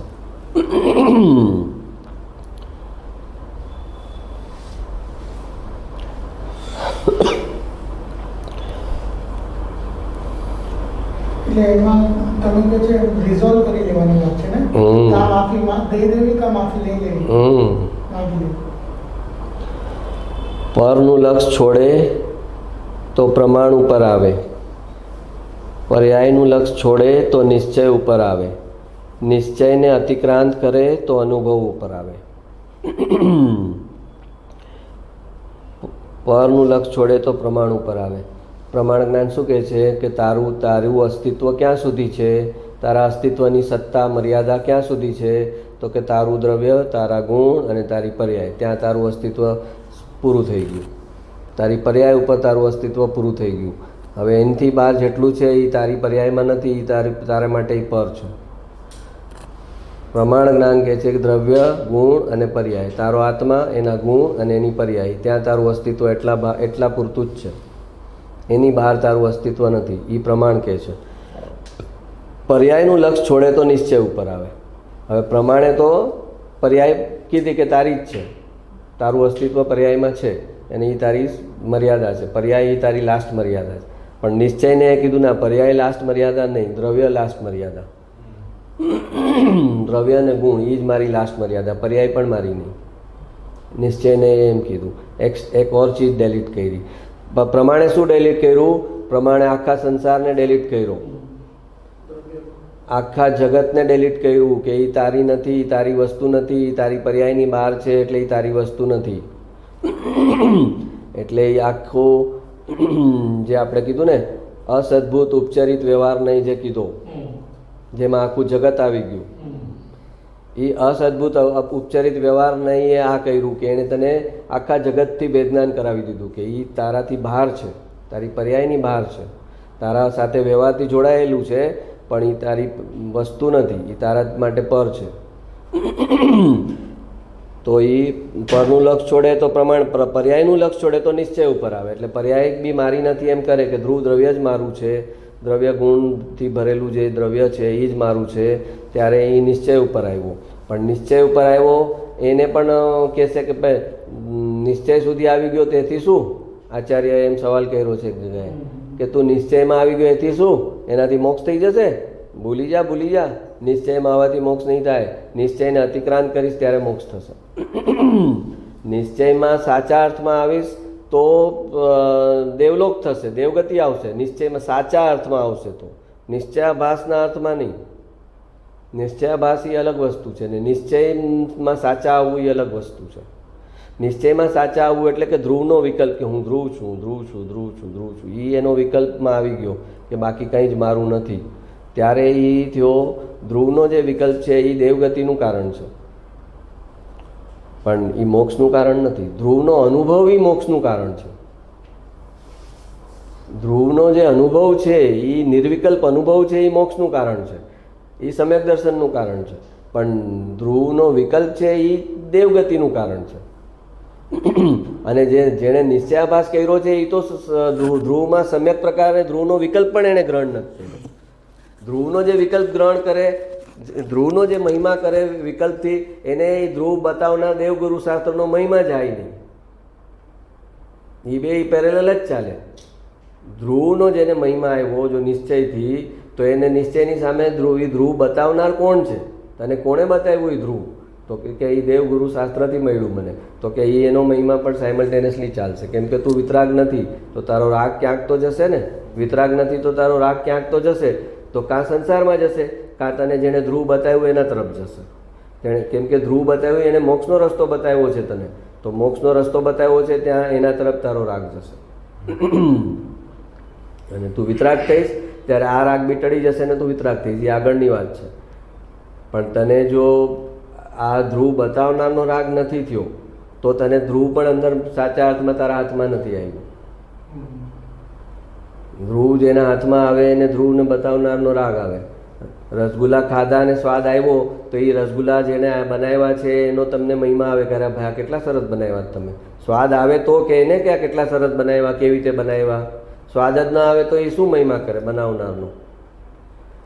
એમ એને ધ્રુવ સાથે અનુસંધાન થાય, એમાંથી એને આંશિક રીતે નિરાકુરતા આવે, આનંદ આવે, ત્યારે એને થાય કે અરે આ કેટલી સરસ વસ્તુ થઈ ગઈ મારી અંદર, કેટલી શાંતિ થઈ ગઈ. પહેલાં કેટલો ઉકળાટ રહેતો હતો, પહેલાં કેટલી આકુરતા રહેતી હતી, આ કેવી રીતે થયું? તો કે આ મારે થોડોય અંદર જાઉં છું આંશિક રીતે તોય મને સુખ શાંતિ લાગે. તો આ કોણ બતાવનાર? આ બતાવનાર કોણ? આ મારી પરિણતિ દ્રઢ કોણે કરાવી આવી? તો એના પ્રત્યેનો રાગ જશે.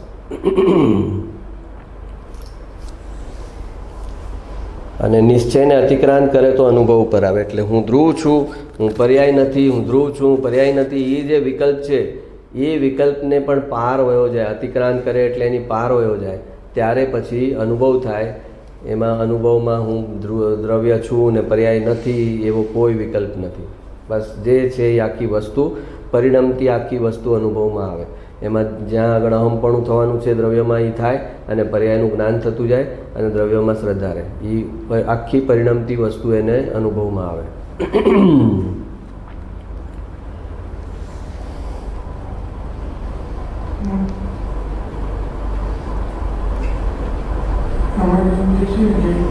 ખરેખર પર અને પરિણામને જણાવતી નથી. હા, એ નિશ્ચયનો વિકલ્પ છે. એ પર ને એ નિશ્ચયની જ વાત છે. હજી નિશ્ચયને અતિક્રાંત કરવાની વાત નથી. એ નિશ્ચયમાં પહેલાં જન્મથી વ્યવહારમાં પડેલો છે એને પહેલાં નિશ્ચયમાં તો લાવશે ને. જન્મથી પર્યાયને પોતાની ગણે છે અને ત્યાં જ એનો ઉપયોગ જાય છે. તો એને પહેલાં તો કહેશે ને કે એ પર્યાય તને જણાતી જ નથી, પર તને જણાતું નથી, પર્યાય તારી નથી. તો પર્યાય તારી નથી એમ કીધું એ એને નિશ્ચય આપ્યો છે. તો નિશ્ચય આપ્યો છે એ શેના માટે આપ્યો છે? નિશ્ચય અતિક્રાંત કરવા માટે નિશ્ચય આપ્યો છે. હોળીમાં તને શેના માટે બેસાડ્યો છે? ઓલા કિનારે છોડવા માટે હોળીમાં બેસાડ્યો છે. પ્લેનમાં તને શેના માટે બેસાડ્યો છે? અહીંથી તો તું ત્યાંના ડેસ્ટિનેશનના એરપોર્ટ પર તું એને છોડી દેવાનો છે એટલે બેસાડ્યો છે. પ્લેનમાં બેસી રહેવા માટે નથી બેસાડ્યો. પ્લેનમાં જ તું ઘર કરી કાઢે તો એ ચાલે? પ્લેનમાં કોઈ ઘર બનાવે? તો કે પ્લેનમાં ઘર ન બનાવે. એ ત્યાં જેવું ત્યાં ડેસ્ટિનેશન આવે એટલે ત્યાંથી ઉતરીને વયા જવાનું છે. તો એ આ એરપોર્ટ પર એ ઉપાદેય છે પ્લેન અને ઓલા એરપોર્ટ પર એ હે છે. ત્યારે આપણે પહોંચીએ ડેસ્ટિનેશન ત્યારે ઓલી ભીડ હોય આમ 300 માણસ ઓલા, તો આપણે કેવા બેસો ને હજી બહુ લાંબી ભીડ છે, ક્યાં ઘૂસાઘૂસી કરો, શાંતિથી બેસો, હજી વાર લાગશે, 10-15 મિનિટ થશે આ ક્લિયર થતા પેસેજ. હા, ત્યારે કેવી આપણને ઉતાવળ છે, ઉતરવાની ઉતાવળ છે અને નથી ઉતરવા મળતું એનું ઇરિટેશન છે કે આ કેટલી ભીડ છે યાર. ધીમે ધીમે એક ઓલવાનો સામાન લેતો હોય, ઓલો તો બીજો છોકરો રડતો હોય તો આપણે કે ભાઈ બેસો હવે શાંતિથી. 10 મિનિટ તો આપણા જેવા તો બેસી રહે કે ભાઈ આમાં કેવું પ્લેન ઉતરી ગયું એટલે તમે આમ કરીને ઉતરી જાય એવું નથી, 10 મિનિટ લાગશે હજી. તો ત્યાં તેવું તમે ત્યાં પહોંચ્યા એવું પ્લેન તમારા માટે હેય થઈ ગયું છે. હેય થઈ ગયું છે એટલે તમારી અંદર છે કે હવે જલ્દી ઉતરો, આમાંથી જલ્દી ઉતરો. અને ત્યાંથી ચડવાનું હતું ત્યારે એ ઉપાદેય હતું અને અહીંયા એવું વેરું હેય થઈ ગયું છે. તો એ બે ચીજને સમ્યક પ્રકારે એને કરવી પડશે ને ભાઈ, કે પ્રશસ્ત રાગ આ બાજુ અહીંયા ઉપાદેય છે ને ત્યાં હેય છે, એ બે બાજુ છે ને. તો એ એક જ બાજુ પકડે છે કે હેય છે, હેય છે, હેય છે. પ્લેનમાં બેસી ગયો એના માટે પ્લેન હેય છે, પ્લેનમાં જે બેઠો નથી એના માટે પ્લેન ઉપાદેય છે. એવી રીતે પ્રશસ્ત રાગમાં જે પ્રશસ્ત રાગની ચરમ સીમા પર પહોંચી ગયો છે એને માટે પ્રશસ્ત રાગ હેય છે. અને જે પ્રશસ્ત રાગમાં આવ્યો જ નથી, સંસારના રાગમાં ડૂબેલો છે, એના માટે તો પ્રશસ્ત રાગ ઉપાદેય છે.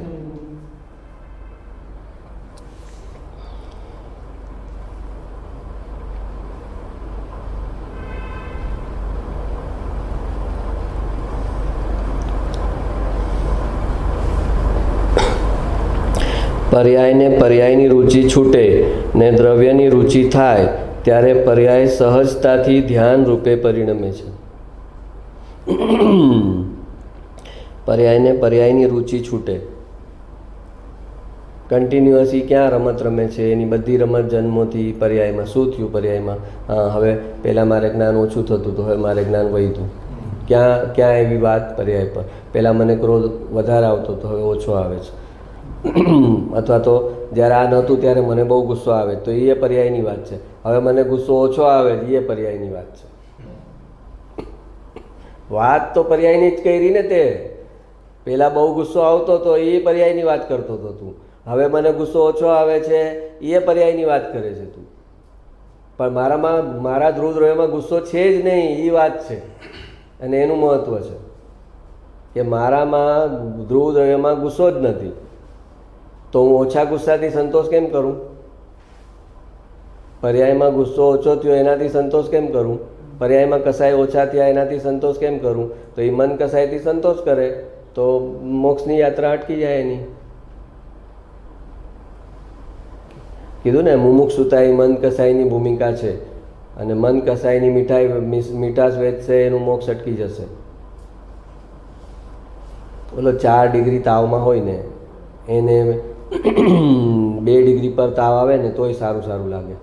કોઈ આવે તો કે ના મને આજે ઘણું સારું હતું, પણ 2 ડિગ્રી તાવ છે તો તો કે પણ 4 ડિગ્રીનો મેં ભોગવ્યો છે, એની સામે મને ઘણી શાંતિ લાગે છે. 4 ડિગ્રીના તાવ પર તો મગજમાં તાવ ચડી ગયો હોય તો એવડો બળબડાટ કરવા લાગ્યો હોય ને બધું ઘણું બધું થયું હોય ને ઘણી બધી આકુરતા ને અસાતા થઈ હોય, એની સામે એ શાંતિથી પડ્યો હોય 2 ડિગ્રી તાવમાં, તો કે ના મને ઘણું સારું છે. એમ મન કસાઈવાળાને કસાઈની આકુરતા એટલી ભોગવી છે કે હવે કસાઈ ઓછો થયો તો એને લાગે છે હા હવે તો મને ઘણું સારું છે, ઘણું સારું છે. પણ જેને મોક્ષે જનાર છે એ તાવ ઓછો થયો છે એનાથી સંતોષ ન કરે. જેને પૂરા સાજા થવું છે એ ઓછા તાવથી સંતોષ ન કરે. એ ડૉક્ટર આવે તો કહે છે કે ભાઈ આ 2 ડિગ્રી તાવ આ થર્મોમીટર બતાવે છે, એ ક્યારે બતાવતો બંધ કરશે? તો કે ભાઈ ઉભા રહ્યો ને, 4 થી 2 પર આવ્યા ને, હવે 2 થી આવશો 98 પર, હજી 2 દિવસ લાગશે. પણ એને દ્રષ્ટિ એને તો ઉતાવળ તો એ જ હોય કે મને ભાઈ નોર્મલ આવું કરવું છે, આ 2 ઉપર મને સંતોષ નથી કાંઈ. પર્યાયની રુચિ છૂટે ને દ્રવ્યની રુચિ થાય ત્યારે પર્યાય સહજતાથી ધ્યાન રૂપે પરિણમે. કેમ કે સહજતાથી ધ્યાન રૂપે પરિણમે તો એની કિંમત છે. ધ્યાન કરનાર કોઈ હોય તો એની કિંમત નથી.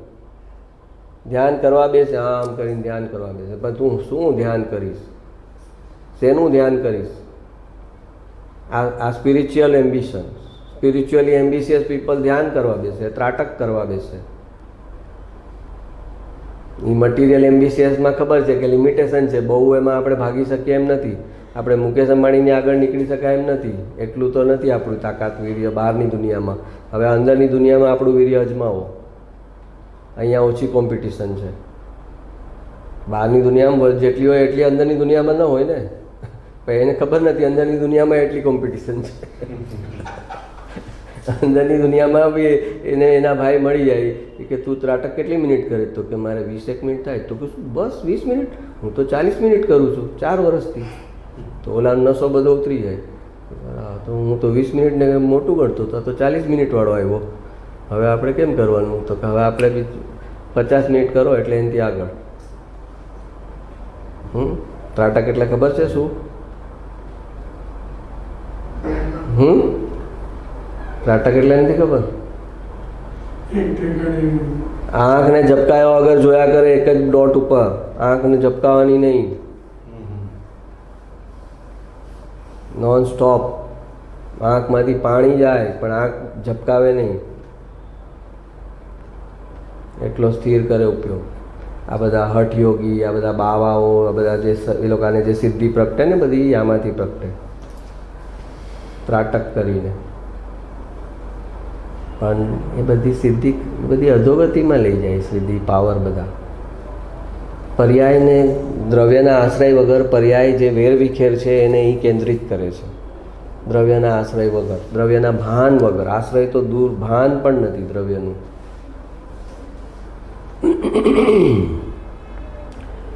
તો ખરેખર પર્યાયની જ રુચિ એને ન રહે. 2 જ ઓપ્શન છે પર્યાય ઉપયોગને જવાને માટે. 2 જ ઓપ્શન છે, એક પર્યાય અને એક દ્રવ્ય. જ્ઞાનનો જે ઉપયોગ છે એ 2 જ ચીજ તરફ ભાગશે. એને જાણવા માટે 2 જ ચીજ છે, કાં એની પર્યાય અને કાં એનું દ્રવ્ય. હવે જ્યારે એને પર્યાયમાં રસ રુચિ ન રહ્યા એટલે જ્ઞાનનો ઉપયોગ કે એને કીધું કે ભાઈ અહીંયા કંઈ જાણવા જેવું નથી, આમાં કંઈ મજા આવતી નથી, જોવા જેવું નથી, અહીંયા કાંઈ નથી. આપણો નાનો છોકરોને ક્યાંય લઈ ગયા હોય અને પછી એને ન કહે કાંઈ નથી, જો આમાં કાંઈ છે, કાંઈ નથી એમ કહીને એને વાળીએ ને, એમ જ્યારે એને થાય કે આ પર્યાયમાં જાણવા જેવું કાંઈ નથી, આ ક્રમ એક તો ક્રમબદ્ધ છે, આ પહેલેથી પ્રીડેસ્ટિન્ડ છે, એમાં તું કાંઈ નવું કરી શકે એમ નથી, એને કાંઈ બદલાવી શકે એમ નથી, તો તારે ત્યાં જે ઉપયોગ, જ્ઞાનનો ઉપયોગ રાખીને ત્યાં તારે શું કરવું છે? તારો ઉપયોગ વેસ્ટ જશે. ઓલી ફિક્સ થયેલી મેચ કોઈ જોવા જાય અને એને બધું જ ખબર હોય પહેલેથી, તો એ જોઈ શકે? એને મજા આવે? એને ખબર હોય કે આ તેંડુલકર હવે 58 રને આઉટ થવાનો છે, પહેલેથી એને એના 5 કરોડ લીધા છે, હા, તો 56 થયા હોય ને પછી 2 રન લે તો એને જોવાની મજા આવે? હા,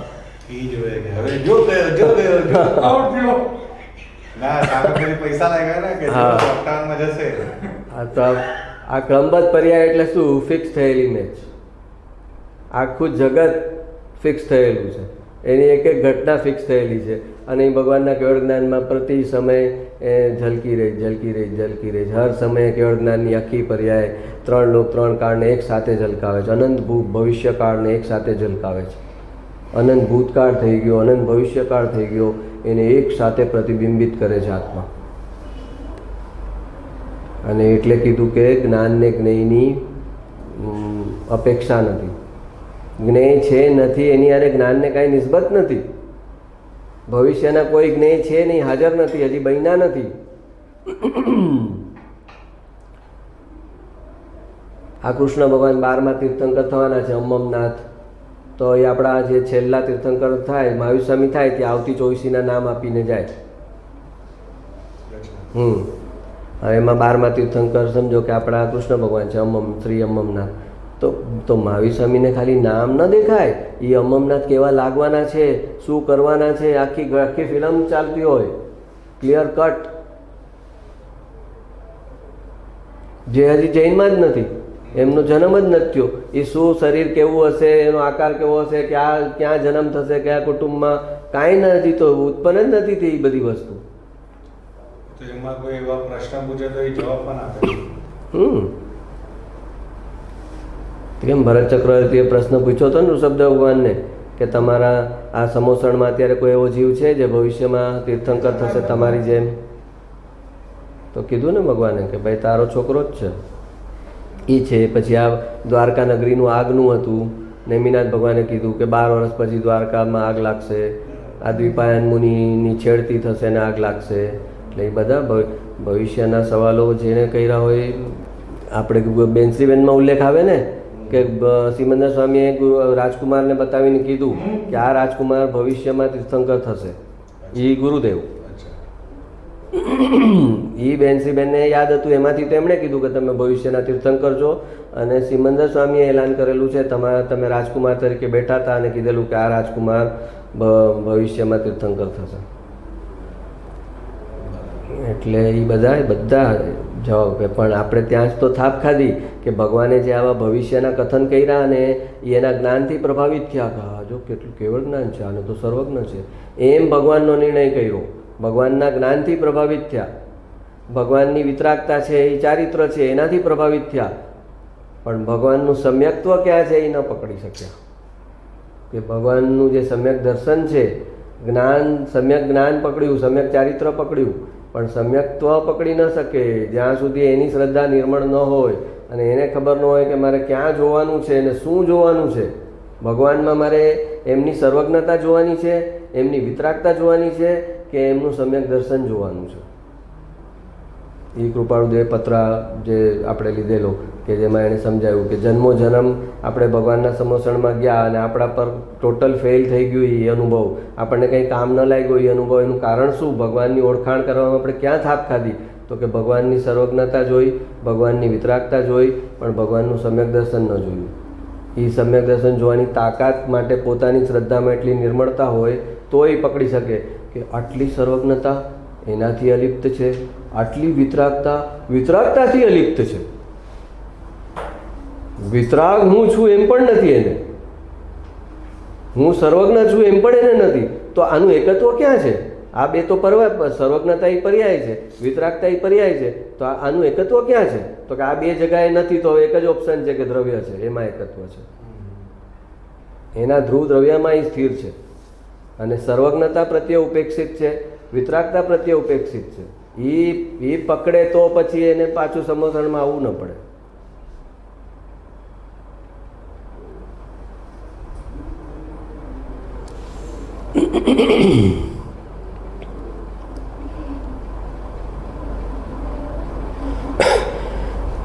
ગુરુદેવનું વાક્ય છે, જેમ પાણી પાણીને ખેંચતું પાણી તરફ જાય છે, તેમ જ્ઞાયકને ખેંચતો જ્ઞાયક તરફ જાય છે. શું વાક્ય લખ્યું છે? જેમ પાણી પાણીને ખેંચતું પાણી તરફ જાય છે, તેમ જ્ઞાયકને ખેંચતો જ્ઞાયક તરફ જાય છે અને તે તેનું સહજ છે. પાણીને ખેંચતું એટલે જતું હોય, પૂરના પાણી જતા હોય, વરસાદના પાણી તો કેવું પાણીને ખેંચતું આગળ જતું જાય. પાણી પાછળનું પાણી આગલા પાણીને ધક્કો મારે, આ આગળનું પાણી એના આગલાવાળાને ધક્કો મારે, એમ પાણી ખેંચતું પોતે જ પોતાને ખેંચતું લઈ જાય. નદી પોતાને ખેંચતી દરિયામાં જાય. તો એમ કહે છે કે જ્ઞાયક જે પરિણતિ જ્ઞાનની પર્યાય જે ઉત્પન્ન થાય છે હર સમયે, એને એ પોતે પોતા તરફ ખેંચતો જાય છે. જ્ઞાનની પર્યાયને જ્ઞાયક પોતા તરફ ખેંચે છે, અને એ એનું સહજ છે. સ્વ તરફ જવું, જ્ઞાનની પર્યાયનું ઉત્પન્ન થવું અને જ્ઞાયક તરફ ઢળવું, જ્ઞાયકને જ જાણવો, એ એનું સહજ છે. એ સહજને એણે કૃત્રિમ કરી નાખ્યું કે જ્ઞાનની પર્યાયને પર તરફ લક્ષ કરી અને આખા જગતને ને પરને ને પર્યાયને જાણવા રોકાણો. અને એનું સહજ હતું કે જ્ઞાનની પર્યાય ઉત્પન્ન થાય. એ ઉત્પાદ જે છે એ ઉત્પાદ શેના માટે છે? તો કે ધ્રુવને જાણવા માટે ઉત્પાદ છે. જ્ઞાનની પર્યાયનો ઉત્પાદ શેના માટે છે? તો કે ધ્રુવને જાણવું એનું કર્તવ્ય છે. જ્ઞાનની પર્યાય ઉત્પન્ન થઈ છે એ ધ્રુવને પ્રસિદ્ધ કરવા માટે ઉત્પન્ન થઈ છે. તો એ ધ્રુવને પ્રસિદ્ધ કરવાની બદલીમાં એ જે અધ્રુવ છે, આ જગત આખું અધ્રુવ છે, બદલાતું છે, એને પ્રસિદ્ધ કરવામાં એ રોકાણી જ્ઞાનની પર્યાય, અને એટલે એ આ ધ્રુવ દ્રવ્ય ચૂકી ગયો. જ્ઞાયકની દોરી પોતા તરફ ખેંચે છે, ત્યાં હઠ કે ખેદ નથી, આનંદ છે. હઠ યોગી હઠ કરે ને, એટલે આ ત્રાટક કરે એટલે હઠથી કરે. આંખ બંધ નહીં કરું એટલે નહીં જ કરું. બે જણા આપસમાં ત્રાટક કરે એટલે કે કોની આંખ આપણે હાથની ગેમ રમે ને, કે આ કોનો હાથ આમ પડી જાય, તો એમ આંખથી કે કોની આંખ પહેલાં ઝપકે છે હારી ગયો. તો કે એમાં હઠ નથી, હઠ કે ખેદ નથી, આનંદ છે. પોતાનો સ્વભાવ પોતાને અનુકૂળ હોય, પ્રતિકૂળ ન હોય, તેથી તે સહજ છે. અંદર જવાનું ગમે છે, બહાર જવું ગમતું જ નથી, તથા અંદર જાય તો પોતાને સંતોષ અને શાંતિ થાય છે. માટે તે કાર્ય હોંશથી કરે છે, તે બોજારૂપ લાગતું નથી. મોક્ષ માર્ગનો પુરુષાર્થનો બોજો ન હોય, અને એને અમે આ પુરુષાર્થ કર્યો એવું પર્યાયનું એકત્વ ન હોય. આ તો 4 કલાક સ્વાધ્યાય કરે કે શાસ્ત્ર વાંચે ને, તો અમે આજે 4 કલાક સ્વાધ્યાય કર્યો. હરી ફરીને એકત્વ પર્યાયમાં જ આવે છે. હરી ફરીને એકત્વ પર્યાયમાં જ. પહેલાં સંસારમાં 4 કલાક કોઈ ચીજમાં નાખતો હતો, એ હવે બંધ કર્યા, તો કે 4 કલાક સ્વાધ્યાય કર્યો મેં. તો પણ સ્વાધ્યાય એમ કહે છે કે તારું પર્યાયમાં એકત્વ ન હોવું જોઈએ, તો તે સ્વાધ્યાયની પર્યાયમાં એકત્વ કર્યું. સ્વાધ્યાય કરવો એ તારો સ્વભાવ છે? સ્વાધ્યાય કરવો એ સ્વભાવ? સ્વાધ્યાય તો દવા છે. તું જો આત્મામાં સ્થિર થઈ નથી શકતો એટલે તારે સ્વાધ્યાય કરવાનું છે. શાસ્ત્ર વાંચનની દવા છે.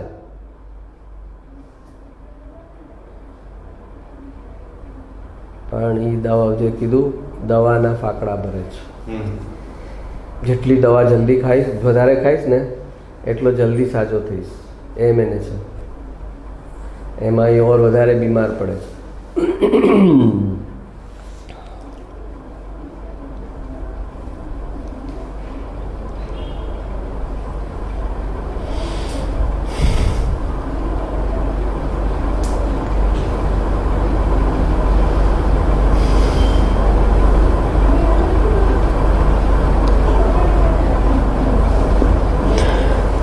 રાગ એ ચારિત્રનો દોષ છે, અને રાગમાં સુખ બુદ્ધિ એ શ્રદ્ધાનો દોષ છે.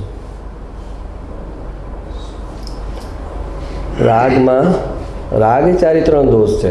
જેમ કીધું ને કે રાગ દ્વેષ થઈ ગયા, એ ચારિત્રનો દોષ છે. હવે એ થઈ ગયો રાગ કે દ્વેષ, એમાં એ સુખ બુદ્ધિ કરે છે. એટલે એ પકડી રાખે છે. ક્યારે તમે પકડી રાખો કઈ ચીજને? દુઃખી એ દુઃખ આપે એ વસ્તુને પકડો. હા, હાથમાં અંગારો હોય, જલતો અંગારો, એને આમ પકડી રાખો તમે? ન પકડો. હા, પકડે ક્યારે? કે એમાં વિકૃતિ થઈ છે, એને આ બળે છે, એમાં એને સુખ લાગે છે કે આ નહીં છોડવું. એની જે જીદ છે એ જીદનું સુખ ભોગવે છે. તો કે રાગ એ સુખ ચારિત્રનો દોષ છે, પણ રાગમાં સુખ બુદ્ધિ, એટલે આ રાગ રાખવા જેવો છે. આ છોડવા જેવો, આ છોડવામાં મારું હિત નથી માનતો. આ રાગ કે દ્વેષ જે છે એને છોડી દઉં એમાં એને હિત નથી લાગતું. આ પકડી રાખવું એમાં મારું હિત છે. તો એ એનો શ્રદ્ધાનો દોષ છે. અને આપણે શું કીધેલું? શ્રદ્ધાનો દોષ is equal to way to નિગોદ. શ્રદ્ધાનો દોષ ઇઝ વે ટુ નિગોદ. ચારિત્રના દોષ નરકમાં લઈ જઈ શકે. વર્સ્ટ કમ વર્સ્ટ. ચારિત્રનો દોષ નિગોદમાં ન લઈ જાય. ચારિત્રનો દોષ ચારિત્રનો દોષ નિગોદમાં ન લઈ જાય. ચારિત્રનો દોષ એકેન્દ્રિય ન કરી નાખે, અસંગની ન કરી નાખે. ચારિત્રનો દોષ નરકમાં જીવો છે બધા પંચેન્દ્રિય છે અને સંગની પંચેન્દ્રિય છે. પણ નિગોદ થઈ ગયું મતલબ કે એક ઇન્દ્રિય, અને એ પણ અનંતમાં ભાગે જ્ઞાન બચ્યું. કેવળ જ્ઞાનનું અનંતમાં ભાગે જ્ઞાન બચ્યું. અક્ષરના અનંતમાં ભાગે જ્ઞાન બચ્યું. નિગોદના જીવનું એમ કહેવામાં આવે. અક્ષર એટલે કેવળ જ્ઞાન. અક્ષર એટલે ક્ષર ન થાય એવું જેનું જ્ઞાન છે, જેનો નાશ ન પામે એવું જે જ્ઞાન હતું એનું, એ જ્ઞાન જે છે પૂર્ણ જ્ઞાન, એનો અનંતમો ભાગ એને એકેન્દ્રિયમાં સ્પર્શના જ્ઞાન રૂપે બચ્યો. એટલે as good as practically non living, practically dead, non living છે. એને કોઈ લોક, વ્યવહાર રાશિનો કોઈ લોક એને જીવ નથી ગણતું. એને જીવ ન ગણી શકે એવી પર્યાયમાં આવી ગયો. કેમ કે એણે પોતે પોતાના જ્ઞાનનો અનાદર કર્યો, પોતાના જ્ઞાન સ્વરૂપનો અનાદર કર્યો. બાકી નરકના દરેક જીવને અવધિ જ્ઞાન હોય, દેવલોકમાં અવધિ જ્ઞાન હોય, નરકમાં અવધિ જ્ઞાન હોય. તો ચારિત્રનો દોષ વર્સ્ટ કમ વર્સ્ટ નરકમાં લઈ જઈ શકે, પણ એ નિગોદમાં ન લઈ જાય. નિગોદમાં એક શ્રદ્ધાનો દોષ જ લઈ જાય.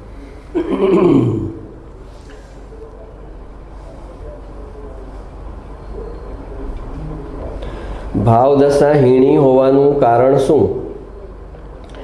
ભાવ એ ચારિત્ર ગુણની પર્યાય છે અને ભાવ પ્રત્યે પોતાનો અભિપ્રાય એ શ્રદ્ધા ગુણની પર્યાય છે. ભાવ જે છે, ભાવ આપણી અંદર જે ભાવ છે એ કયા ગુણની પર્યાય છે? ચારિત્ર ગુણની.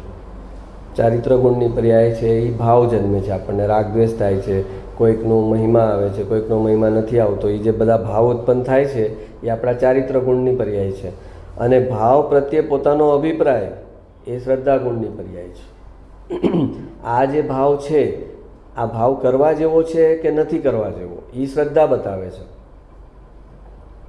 આ ભાવ કરવા જેવો છે કે નથી રાખવા જેવો, એ બતાવનાર શ્રદ્ધા.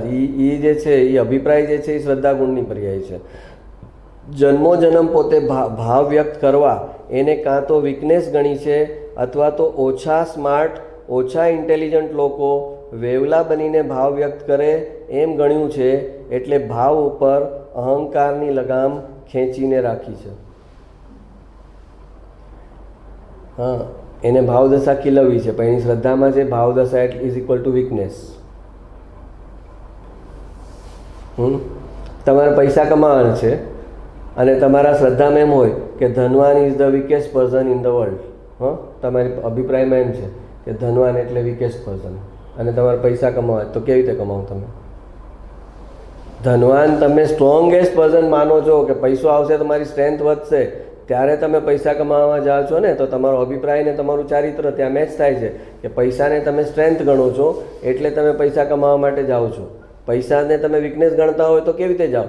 તો ભાવને તમે વીકનેસ ગણો છો શ્રદ્ધામાં, અને તો પછી ભાવદશા કેવી રીતે ખીલે? અને ભાવ કોણ કરે?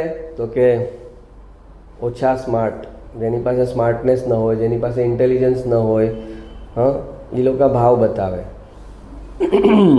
ભાવ વ્યક્ત કરવા એ મારી વીકનેસ નહીં પણ મારી સ્ટ્રેન્થ છે એમ સવડો અભિપ્રાય કરે તો ભાવદશા ખીલે અને બુદ્ધિ અને અહંકારની દખલ ઓછી થાય. હાઈ ઇક્યુ વાળા લોકો જ સંસારના અશુભ રાગને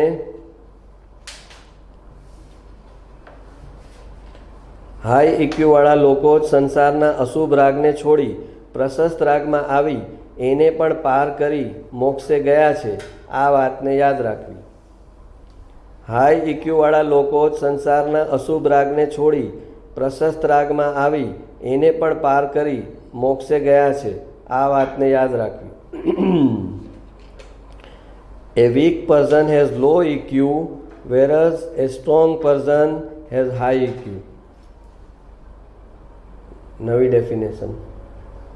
દુનિયામાં હાઈ IQ વાળાને વીક ગણે. કેમ કે આ બહુ ઇમોશનલ છે, આ બહુ સેન્સિટિવ છે. એ સેન્સિટિવ મતલબ એ વીક છે. પણ બધા સેન્સિટિવ લોકો હતા એ લોકો ફાટ ફાટ ફાટ ફાટ. અર્જુન કૃષ્ણ ભગવાનનો ભક્ત, આટલી સ્ટ્રેન્થ, આટલો પાવરફુલ યોદ્ધા અને પાછો એટલો ઇમોશનલ. કૃષ્ણ ભગવાનની પાછળ પાગલ, એની એક એક વાતને આમ બ્રહ્મ વાક્યની જેમ સ્વીકાર્યું. એણે કીધું તારા બધા કર્મો મારા પર નાખી દે, તારાથી સહન નથી થતું ને, તું જે કરે છે મારા એકાઉન્ટમાં જા, હવે તારું કામ કર. યુદ્ધના મેદાનમાં ઉપદેશ આપ્યો ને એણે લઈ લીધો અને મોક્ષે વયો ગયો કૃષ્ણ ભગવાનની પહેલાં. એ શિષ્ય કેવો? કૃષ્ણ ભગવાને ક્ષાયિક સમકી તેને ઉપદેશ આપ્યો છે અને એ જ ભાવમાં મોક્ષે હોય જાય છે. આટલા યુદ્ધ કરીને, આટલા આખા કુટુંબને મારીને, આખા કુટુંબનો નાશ કર્યો, ગુરુને માર્યા, ભીષ્મ પિતામહને માર્યા, કોને ને છોડ્યા? એણે કાંઈ ને છોડ્યા, અને એ છતાં મોક્ષે જાય છે. તો એ હાઈ IQ વાળા જ જાય છે મોક્ષે. લો IQ વાળા સંસારમાં રહે છે. લો IQ વાળા છળ કપટ, માયાચારી, આ બધું કરવામાં સંસારમાં જ રહે છે. હા, ઓવર પ્રેક્ટિકલ રહેવું, એ બધું કરવામાં સંસારમાં પાછા આવે.